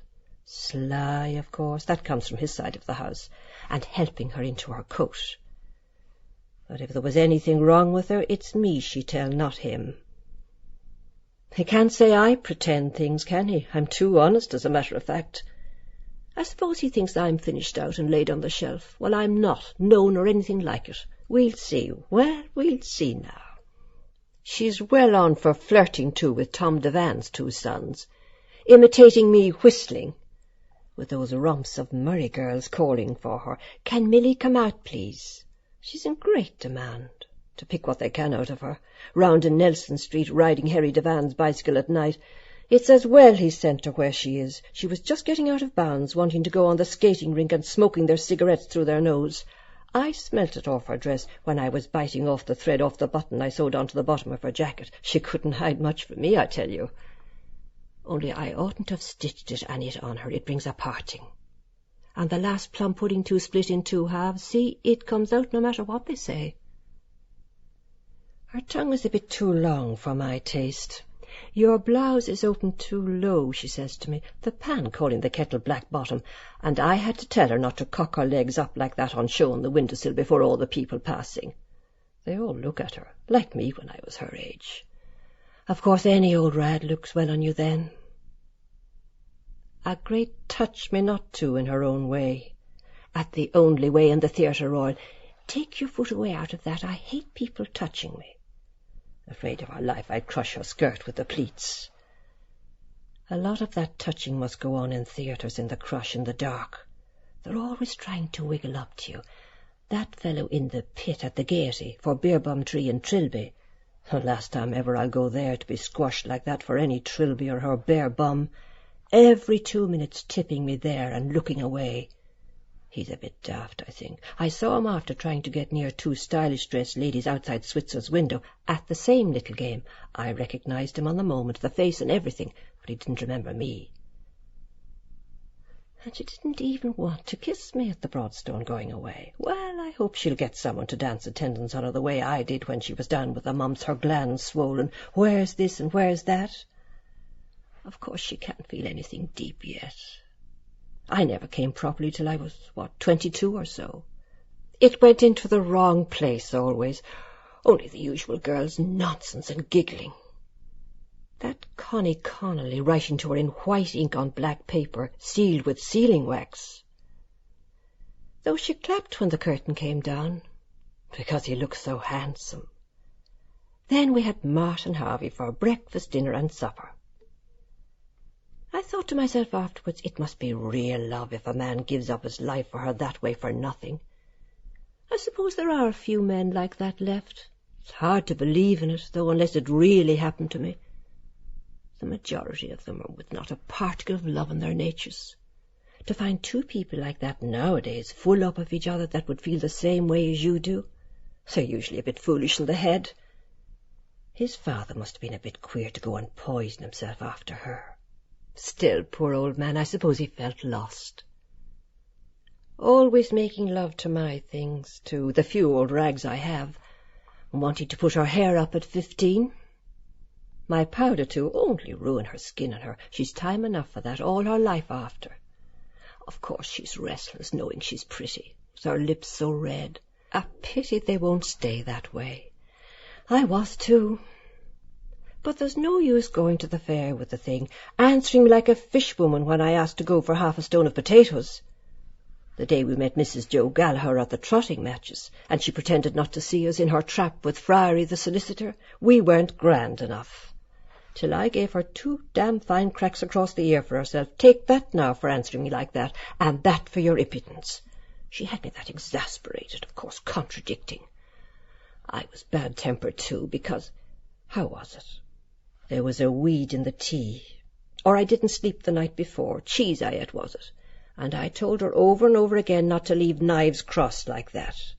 Because she has nobody to command her, as she said herself. Well, if he doesn't correct her, faith, I will.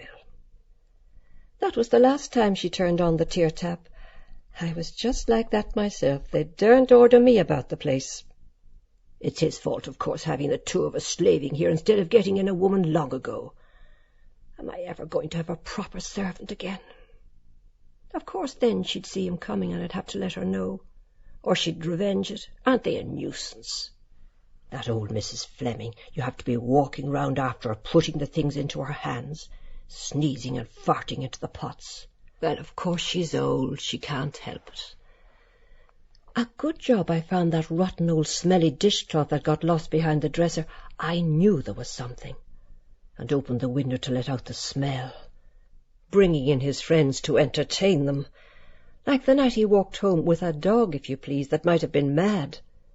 Especially Simon Dedler's son, his father such a criticizer, with his glasses up, with his tall hat on him at the cricket match, and a great big hole in his sock, one thing laughing at the other.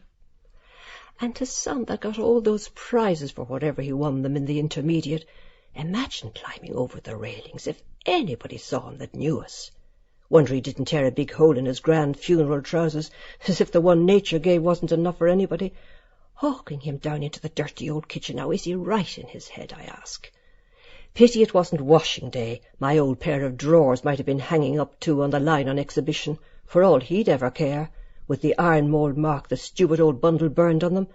He might think was something else. And she never even rendered down the fat, I told her. And now she's going, such as she was, on account of her paralysed husband getting worse. There's always something wrong with them. Disease, or they have to go under an operation, or if it's not that, it's drink, and he beats her. I'll have to hunt round again for someone. Every day I get up, there's some new thing on. Sweet God, sweet God. Well, when I'm stretched out dead in my grave, I suppose I'll have some peace. I want to get up a minute if I'm let. Wait. Oh, Jesus, wait. Yes, that thing has come on me. Yes. Now, wouldn't that afflict you? Of course, all the poking and rooting and ploughing he had up on me. Now what am I to do? Friday, Saturday, Sunday. Wouldn't that pester the soul out of a body? Unless he likes it. Some men do. God knows there's always something wrong with us. 5 days every 3 or 4 weeks, usual monthly auction.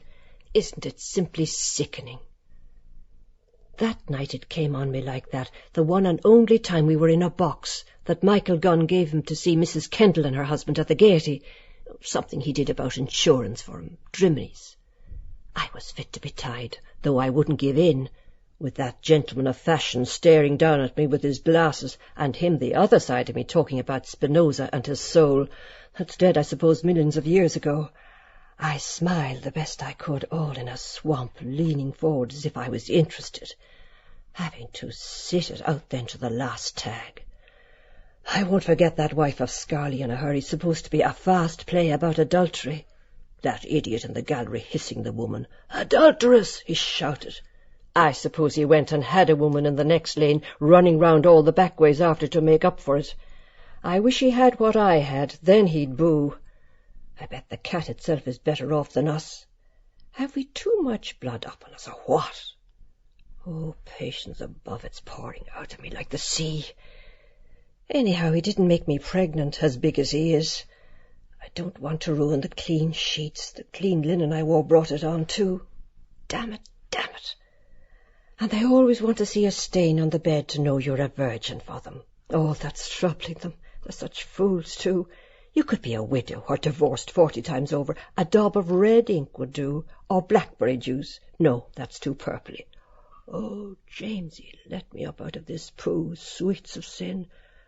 Whoever suggested that business for women?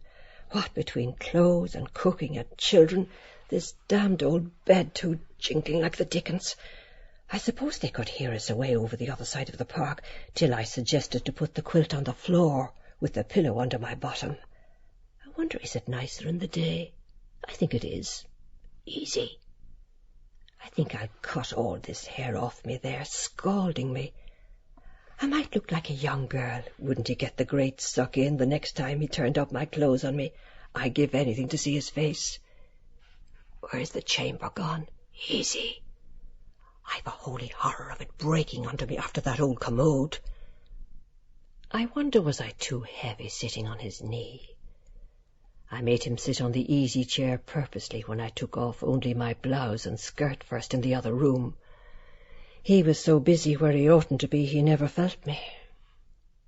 I hope my breath was sweet after those kissing comforts. Easy. God, I remember one time I could scout it out straight, whistling like a man almost. Easy. Oh, Lord, how noisy. I hope there are bubbles on it for a wad of money from some fellow. I'll have to perfume it in the morning. Don't forget. I bet he never saw a better pair of thighs than that. Look how white they are. The smoothest place is right there between this bit here. How soft, like a peach. Easy. God, I wouldn't mind being a man and get up on a lovely woman. Lord, what a row you're making. Like the Jersey lily. Easy. Oh, how the waters come down at Lahore. Who knows, is there anything the matter with my insides? Or have I something growing in me, getting that thing like that every week? When was it last Whit Monday. Yes, it's only about 3 weeks. I ought to go to the doctor. Only it would be like before I married him, when I had that white thing coming from me, and Floey made me go to that dry old stick Dr. Collins for women's diseases on Pembroke Road. Your vagina, he called it. I suppose that's how I got all the gilt mirrors and carpets, getting round those rich ones off Stephen's Green, running up to him for every little fiddle-faddle, her vagina and her Cochin china. They've money, of course, so they're all right. I wouldn't marry him, not if he was the last man in the world. Besides, there's something queer about their children, always smelling around those filthy bitches all sides. Asking me if what I did had an offensive odour. What did he want me to do but the one thing? Gold, maybe. What a question. If I smothered it all over his wrinkly old face for him with all my compliment, I suppose he'd know then. And could you pass it easily? Pass what? I thought he was talking about the Rock of Gibraltar, the way he puts it. That's a very nice invention, too, by the way. Only I like letting myself down after in the hole as far as I can squeeze, and pull the chain then to flush it. Nice, cool, pins and needles. Still, there's something in it, I suppose. I always used to know by Milly's when she was a child whether she'd worms or not. Still, all the same, paying him for that. How much is that, doctor? 1 guinea, please. And asking me had I frequent omissions.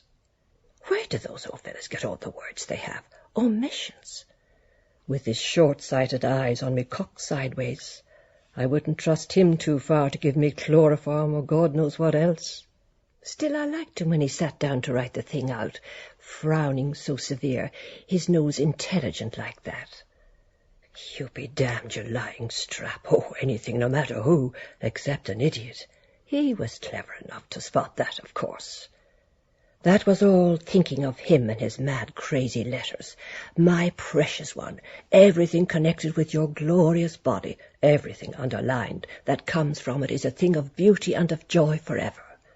Something he got out of some nonsensical book, that he had me always at myself, 4 or 5 times a day sometimes. And I said I hadn't. Are you sure? Oh, yes, I said, I am quite sure, in a way that shut him up. I knew what was coming next. Only natural weakness. It was he excited me, I don't know how. The first night ever we met when I was living in Rehoboth Terrace, we stood staring at one another for about 10 minutes, as if we met somewhere. I suppose on account of my being Jewess-looking, after my mother. He used to amuse me, the things he said with a half-sleuthering smile on him. And all the Doyles said he was going to stand for a Member of Parliament. Oh, wasn't I the born fool to believe all his blather about Home Rule and the Land League, sending me that long strool of a song out of the Huguenots to sing in French to be more classy, Au beau pays de la Troenne, that I never even sang once, explaining and rigmaroling about religion and persecution. He won't let you enjoy anything naturally. Then, mighty as a great favour, the very first opportunity got a chance in Brighton Square, running into my bedroom, pretending the ink got on his hands, to wash it off with the Albion milk and sulphur soap I used to use, and the gelatine still round it. Oh, I laughed myself sick at him that day. I'd better not make an all-night sitting on this affair. They ought to make chambers a natural size so that a woman could sit on it properly. He kneels down to do it. I suppose there isn't in all creation another man with the habits he has. Look at the way he's sleeping at the foot of the bed. How can he, without a hard bolster?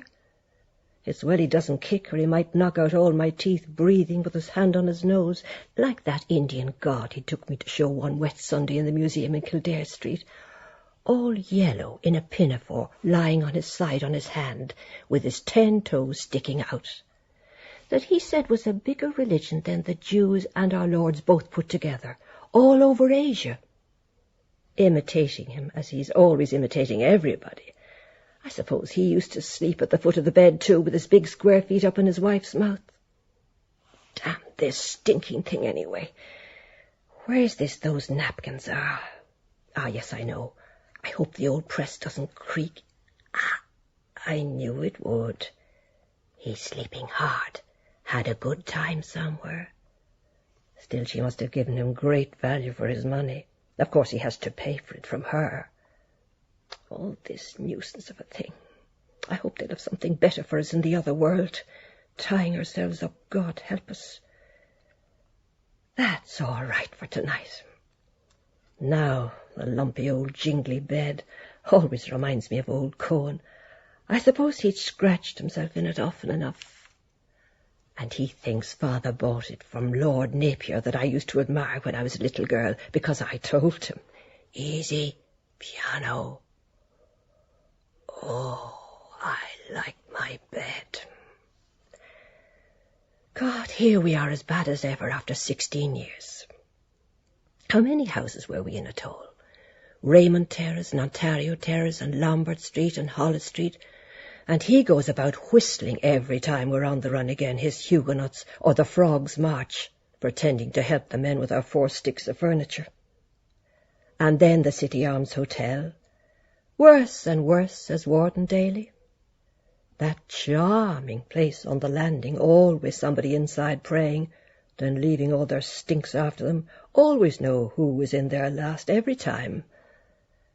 We're just getting on right, and something happens, or he puts his big foot in it.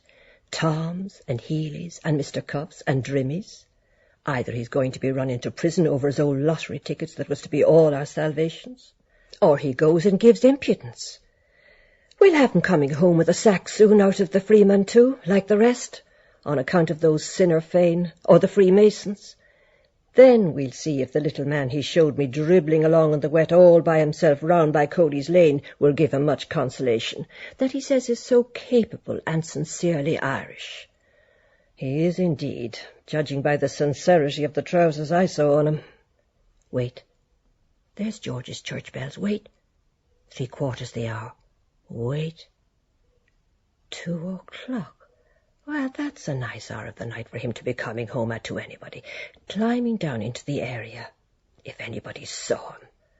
I'll knock him off that little habit tomorrow. First I'll look at his shirt to see. Or I'll see if he has that French letter still in his pocketbook. I suppose he thinks I don't know. Deceitful men, all their 20 pockets aren't enough for their lies. Then why should we tell them, even if it's the truth? They don't believe you.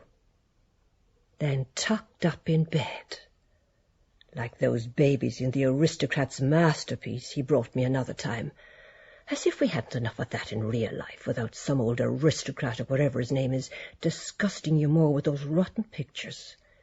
Children with 2 heads and no legs, that's the kind of villainy they're always dreaming about, with not another thing in their empty heads. They ought to get slow poison, the half of them. Then tea and toast for him buttered on both sides, and new-laid eggs. I suppose I'm nothing any more when I wouldn't let him lick me in Hollis Street one night. Man, tyrant as ever for the one thing. He slept on the floor half the night naked, the way the Jews used when somebody dies belonged to them, and wouldn't eat any breakfast or speak a word, wanting to be petted. So I thought I stood out enough for one time and let him. He does it all wrong, too, thinking only of his own pleasure. His tongue is too flat, or I don't know what. He forgets that then I don't. I'll make him do it again if he doesn't mind himself, and lock him down to sleep in the coal cellar with the black beetles. I wonder, was it her, Josie, off her head with my cast-offs? He's such a born liar, too. No, he'd never have the courage with a married woman. That's why he wants me and Boylan. Though as for her Dennis, as she calls him, that forlorn-looking spectacle, you couldn't call him a husband. Yes, it's some little bitch he's got in with. Even when I was with him, with Millie, at the college races, that hornblower with a child's bonnet on the top of his knob let us in by the back way. He was throwing his sheep's eyes at those two doing skirt duty up and down. I tried to wink at him first. No use, of course. And that's the way his money goes. This is the fruits of Mr. Paddy Dignam. Yes, they were all in great style at the grand funeral in the paper Boylan brought in. If they saw a real officer's funeral, that'd be something. Reversed arms, muffled drums, the poor horse walking behind in black. El Boom, and Tom Kernan, that drunken little barrelly man that bit the bit off his tongue falling down the men's WC, drunk in some place or other, and Martin Cunningham, and the two Daedalus, and Fanny McCoy's husband, white head of cabbage. Skinny thing with a turn in her eye, trying to sing my songs. She'd want to be born all over again. And her old green dress with the low neck, as she can't attract them any other way, like dabbling on a rainy day. I see it all now, plainly, and they call that friendship. Killing, and then burying one another. And they all with their wives and families at home. More especially Jack Parr, keeping that barmaid he does. Of course, his wife is always sick, or going to be sick, or just getting better of it. And he's a good-looking man still, though he's getting a bit grey over the years. They're a nice lot, all of them. Well, they're not going to get my husband again into their clutches if I can help it, making fun of him then behind his back. I know well when he goes on with his idiotics, because he has sense enough not to squander every penny piece he earns down their gullets, and looks after his wife and family. Good-for-nothings. Poor Paddy Dignam all the same. I'm sorry in a way for him. What are his wife and 5 children going to do unless he was insured? Comical little teetotum, always stuck up in some pub corner, and her or her son waiting. Bill Bailey, won't you please come home? Her widow's weeds won't improve her appearance. They're awfully becoming, though, if you're good-looking. What men! Wasn't he? Yes, he was, at the Glencree dinner. And Ben Dollard, bass baritone, the night he borrowed the Swallowtail to sing out of in Hollis Street, squeezed and squashed into them, and grinning all over his big dolly face like a well-whipped child's body. Didn't he look a balmy bollock, sure enough? That must have been a spectacle on the stage. Imagine paying 5 shillings in the preserved seats for that. To see him? And Simon Daedalus, too. He was always turning up half-screwed, singing the second verse first. The old love is the new was one of his. So sweetly sang the maiden on the hawthorn bough. He was always on for flirtifying, too, when I sang Maritana with him at Freddie Mayer's private opera. He had a delicious, glorious voice. Phoebe, dearest, goodbye, sweetheart. He always sang it, not like Bartell D'Arcy's sweet, tart goodbye. Of course, he had the gift of the voice, so there was no art in it. All over you like a warm shower bath. O Maritana, wildwood flower. We sang splendidly, though it was a bit too high for my register, even transposed. And he was married at the time to May Goulding. But then he'd say or do something to knock the good out of it. He's a widower now. I wonder what sort is his son. He says he's an author and going to be a university professor of Italian, and I'm to take lessons. What is he driving at now, showing him my photo? It's not good of me. I ought to have got it taken in drapery. That never looks out of fashion. Still, I look young in it. I wonder he didn't make him a present of it altogether, and me too. After all, why not? I saw him driving down to the Kingsbridge station with his father and mother. I was in mourning. That's 11 years ago now. Yes, he'd be 11. Though what was the good in going into mourning for what was neither one thing nor the other? Of course he insisted. Go into mourning for the cat. I suppose he's a man now by this time. He was an innocent boy then, and a darling little fellow in his Lord Fauntleroy suit and curly hair, like a prince on the stage when I saw him at Matt Dillon's. He liked me too, I remember. They all do. Wait. By God, yes, wait, yes, hold on. He was on the cards this morning when I laid out the deck.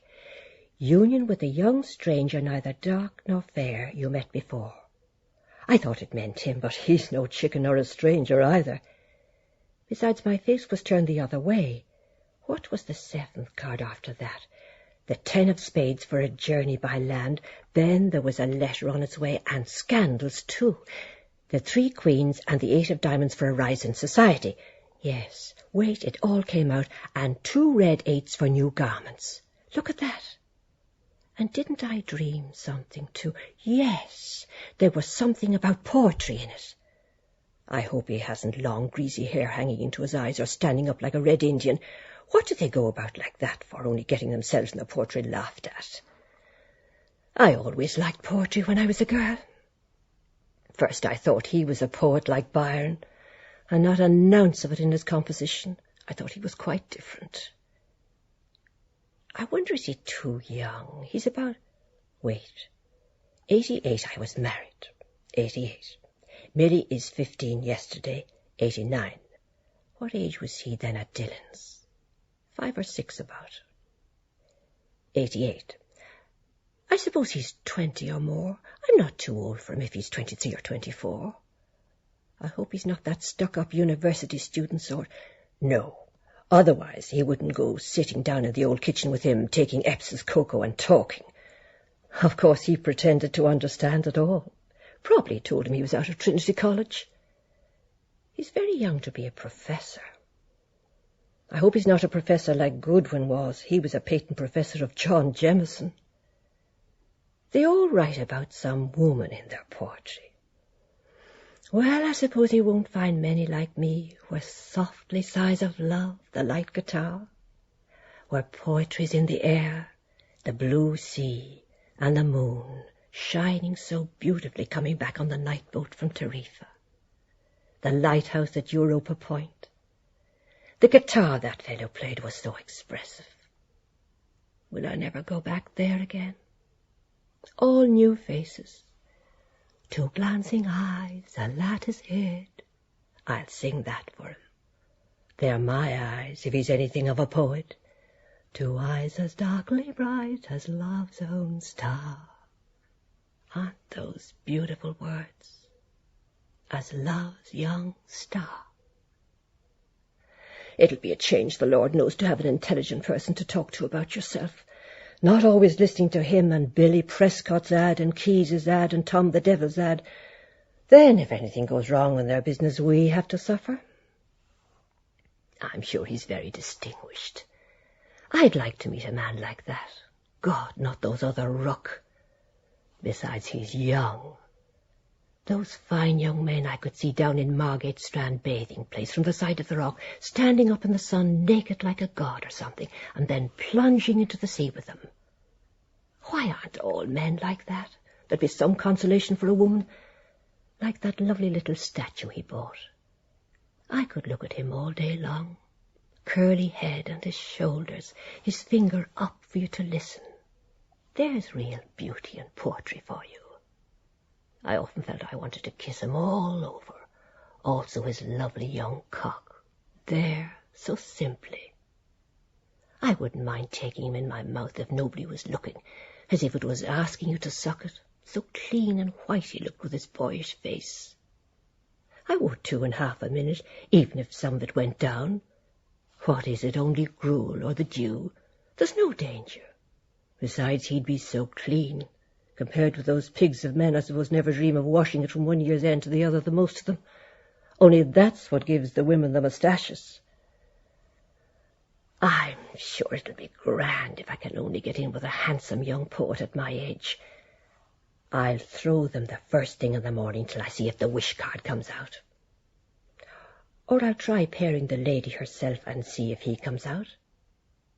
I'll read and study all I can, or learn a bit off by heart. If I knew who he likes, so he won't think me stupid. If he thinks all women are the same, and I can teach him the other part, I'll make him feel all over him till he half faints under me. Then he'll write about me, lover and mistress, publicly too, with our 2 photographs in all the papers when he becomes famous. Oh, but then what am I going to do about him, though? No, that's no way for him. Has he no manners, nor no refinement, nor no nothing in his nature? Slapping us behind like that on my bottom because I didn't call him Hugh. The ignoramus that doesn't know poetry from a cabbage. That's what you get for not keeping them in their proper place.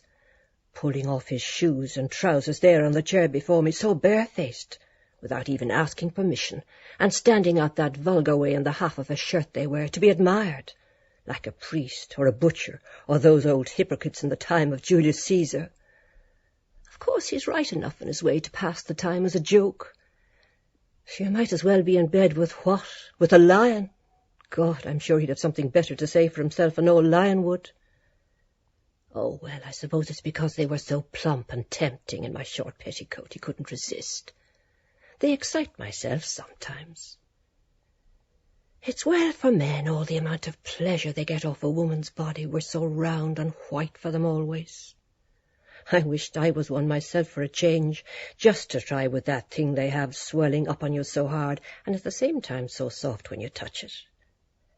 My Uncle John has a thing long, I heard those corner boys saying, passing the corner of Marrowbone Lane. My Aunt Mary has a thing hairy, because it was dark and they knew a girl was passing. Didn't make me blush. Why should it either? It's only nature. And he puts his thing long into my Aunt Mary's hairy, etc. And turns out to be you put the handle in a sweeping brush. Men again all over. They can pick and choose what they please, a married woman or a fast widow or a girl for their different tastes, like those houses round behind Irish Street. No, but we're to be always chained up. Well, they're not going to be chaining me up, no damn fear, once I start, I tell you, for stupid husband's jealousy. Why can't we all remain friends over it instead of quarrelling? Her husband found it out, what they did together, well, naturally. And if he did, can he undo it? He's Coronado anyway, whatever he does. And then he going to the other mad extreme about the wife and fair tyrants.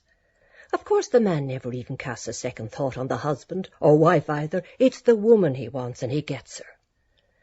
What else will we give in all those desires for, I'd like to know? I can't help it if I'm young still, can I? It's a wonder I'm not an old shriveled hag before my time, living with him.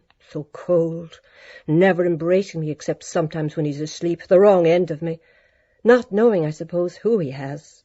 Any man that'd kiss a woman's bottom, I'd throw my hat at him after that. He'd kiss anything. Unnatural. Well, we haven't one atom of any kind of expression in us. All of us the same 2 lumps of lard. Before ever I'd do that to a man, poof, the dirty brutes, the mere thought is enough. I kiss the feet of you, señorita. There's some sense in that. Didn't he kiss our hall door? Yes, he did. What a madman. Nobody understands his cracked ideas but me. Still, of course, a woman wants to be embraced 20 times a day almost, to make her look young, no matter by who, so long as to be in love or loved by somebody. If the fellow you want isn't there, sometimes, by the Lord God, I was thinking, would I go round by the quays there some dark evening where nobody'd know me, and pick up a sailor off the sea that'd be hot on for it, and not care a pin whose I was, only do it off up in a gate somewhere. Or one of those wild-looking gypsies in Rathfarnham had their camp pitched near the Bloomfield Laundry, to try and steal our things if they could. I only sent mine there a few times for the name, Model Laundry, sending me back over and over some old one's old stockings.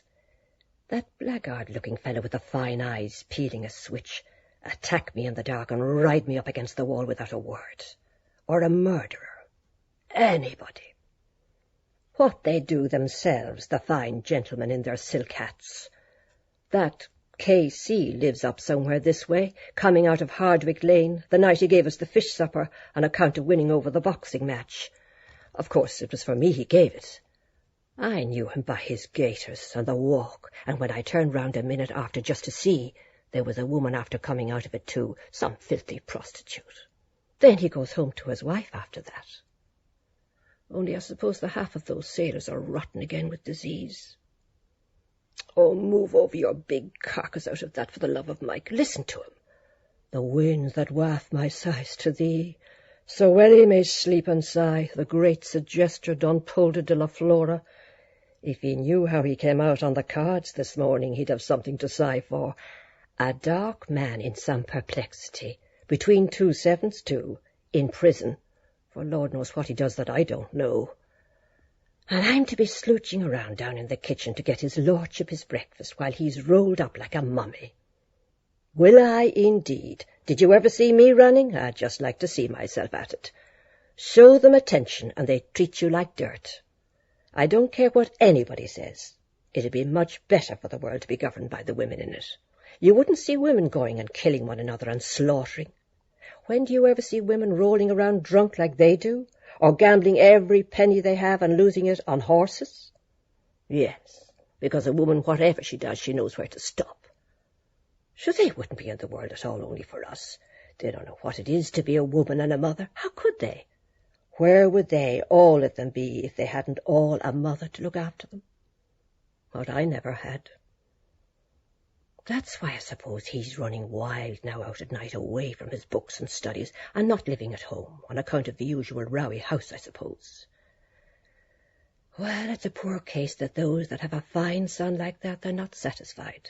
And I, none. Was he not able to make one?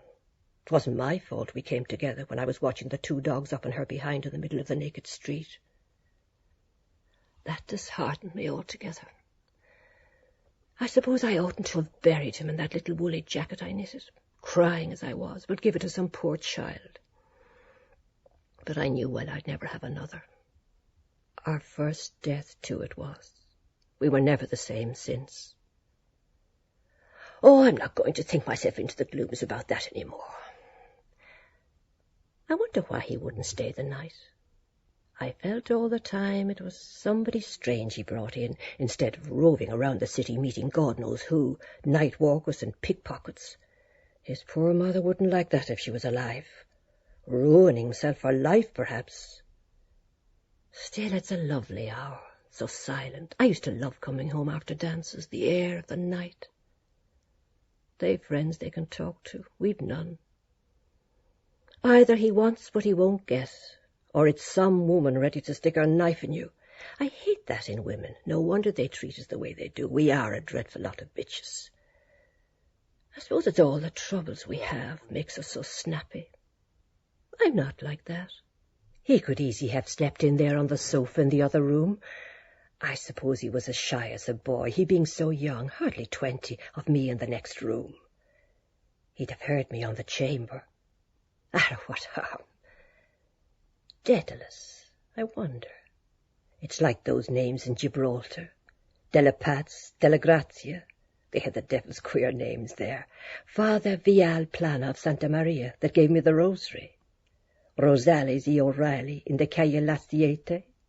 Revueltas and Pasimbo, and Mrs. Opisso in Governor Street. Oh, what a name! I'd go and drown myself in the first river if I had a name like her. Oh, my! And all the bits of streets, Paradise Ramp, and Bedlam Ramp, and Rogers Ramp, and Crutchett's Ramp, and the Devil's Gap Steps. Well, small blame to me if I am a harum-scarum. I know I am a bit. I declare to God I don't feel a day older than then. I wonder could I get my tongue round any of the Spanish. ¿Cómo está usted? Muy bien, gracias, y usted. See, I haven't forgotten it all. I thought I had. Only for the grammar. A noun is the name of any person, place, or thing. Pity I never tried to read that novel, Cantankerous Mrs. Rubio lent me, by Valera, with the questions in it all upside down, the 2 ways. I always knew we'd go away in the end. I can tell him the Spanish, and he can tell me the Italian. Then he'll see I'm not so ignorant. What a pity he didn't stay. I'm sure the poor fellow was dead tired and wanted a good sleep badly. I could have brought him his breakfast in bed with a bit of toast, so long as I didn't do it on the knife for bad luck. Or if the woman was going her rounds with the watercress, and something nice and tasty. There are a few olives in the kitchen he might like. I never could bear the look of them in El Brines. I could do the criada. The room looks all right since I changed it the other way. You see, something was telling me all the time. I'd have to introduce myself, not knowing me from Adam. Very funny, wouldn't it? I'm his wife. Or pretend we were in Spain with him half awake without a God's notion where he is. Dos huevos estriados, señor. Lord, the cracked things come into my head sometimes. It'd be great fun supposing he stayed with us. Why not? There's the room upstairs empty, and Milly's bed in the back room. He could do his writing and studies at the table in there, for all the scribbling he does at it. And if he wants to read in bed in the morning like me, as he's making the breakfast for one, he can make it for two, I'm sure. I'm not going to take in lodgers off the street for him if he takes a gazebo of a house like this. I'd love to have a long talk with an intelligent, well-educated person. I'd have to get a nice pair of red slippers, like those Turks with the fez used to sell, or yellow, and a nice semi-transparent morning gown that I badly want, or a peach-blossom dressing jacket like the one long ago in Walpole's, only 8 and 6, or 18 and 6. I'll just give him one more chance. I'll get up early in the morning. I'm sick of Cohen's old bed in any case. I might go over to the markets to see all the vegetables and cabbages and tomatoes and carrots and all kinds of splendid fruits, all coming in lovely and fresh. Who knows who'll be the first man I'd meet? They're out looking for it in the morning, Mamie Dillon used to say they are, and the night too. That was her math going. I'd love a big juicy pear now to melt in your mouth, like when I used to be in the longing way. Then I'll throw him up his eggs, and tea in the moustache cup she gave him, to make his mouth bigger, I suppose. He'd like my nice cream, too. I know what I'll do. I'll go about rather gay, not too much singing, a bit now and then, mi fa pieta mazzetto. Then I'll start dressing myself to go out, presto non son più forte. I'll put on my best shift and drawers, let him have a good eyeful out of that to make his Mickey stand for him. I'll let him know that's what he wanted, that his wife is fucked. Yes, and damn well fucked too, up to my neck nearly, not by him, 5 or 6 times hand-running. There's the mark of his spunk on the clean sheet. I wouldn't bother to even iron it out. That ought to satisfy him. If you don't believe me, feel my belly. Unless I made him stand there and put him into me. I've a mind to tell him every scrap and make him do it in front of me. Serve him right. It's all his own fault if I am an adulteress, as the thing in the gallery said. Oh, much about it, if that's all the harm ever we did in this vale of tears. God knows it's not much. Doesn't everybody, only they hide it. I suppose that's what a woman's supposed to be there for, or he wouldn't have made us the way he did, so attractive to men. Then if he wants to kiss my bottom, I'll drag open my drawers and bulge it right out in his face as large as life. He can stick his tongue 7 miles up my hole as he's there, my brown part. Then I'll tell him I want £1, or perhaps 30 shillings. I'll tell him I want to buy underclothes. Then if he gives me that, well, he won't be too bad. I don't want to soak it all out of him like other women do. I could often have written out a fine cheque for myself and write his name on it for a couple of pounds, a few times he forgot to lock it up. Besides, he won't spend it. I let him do it off on me behind, provided he doesn't smear all my good drawers. Oh, I suppose that can't be helped. I'll do the indifferent.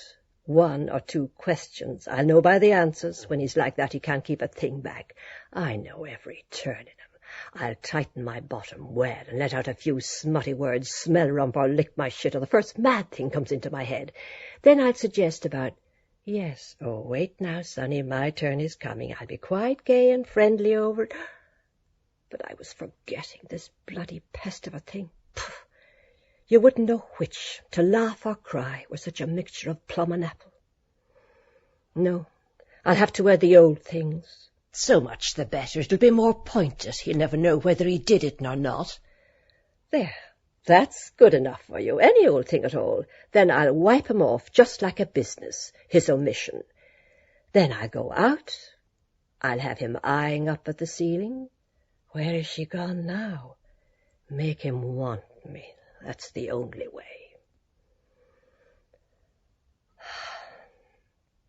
1:15 what? An unearthly hour.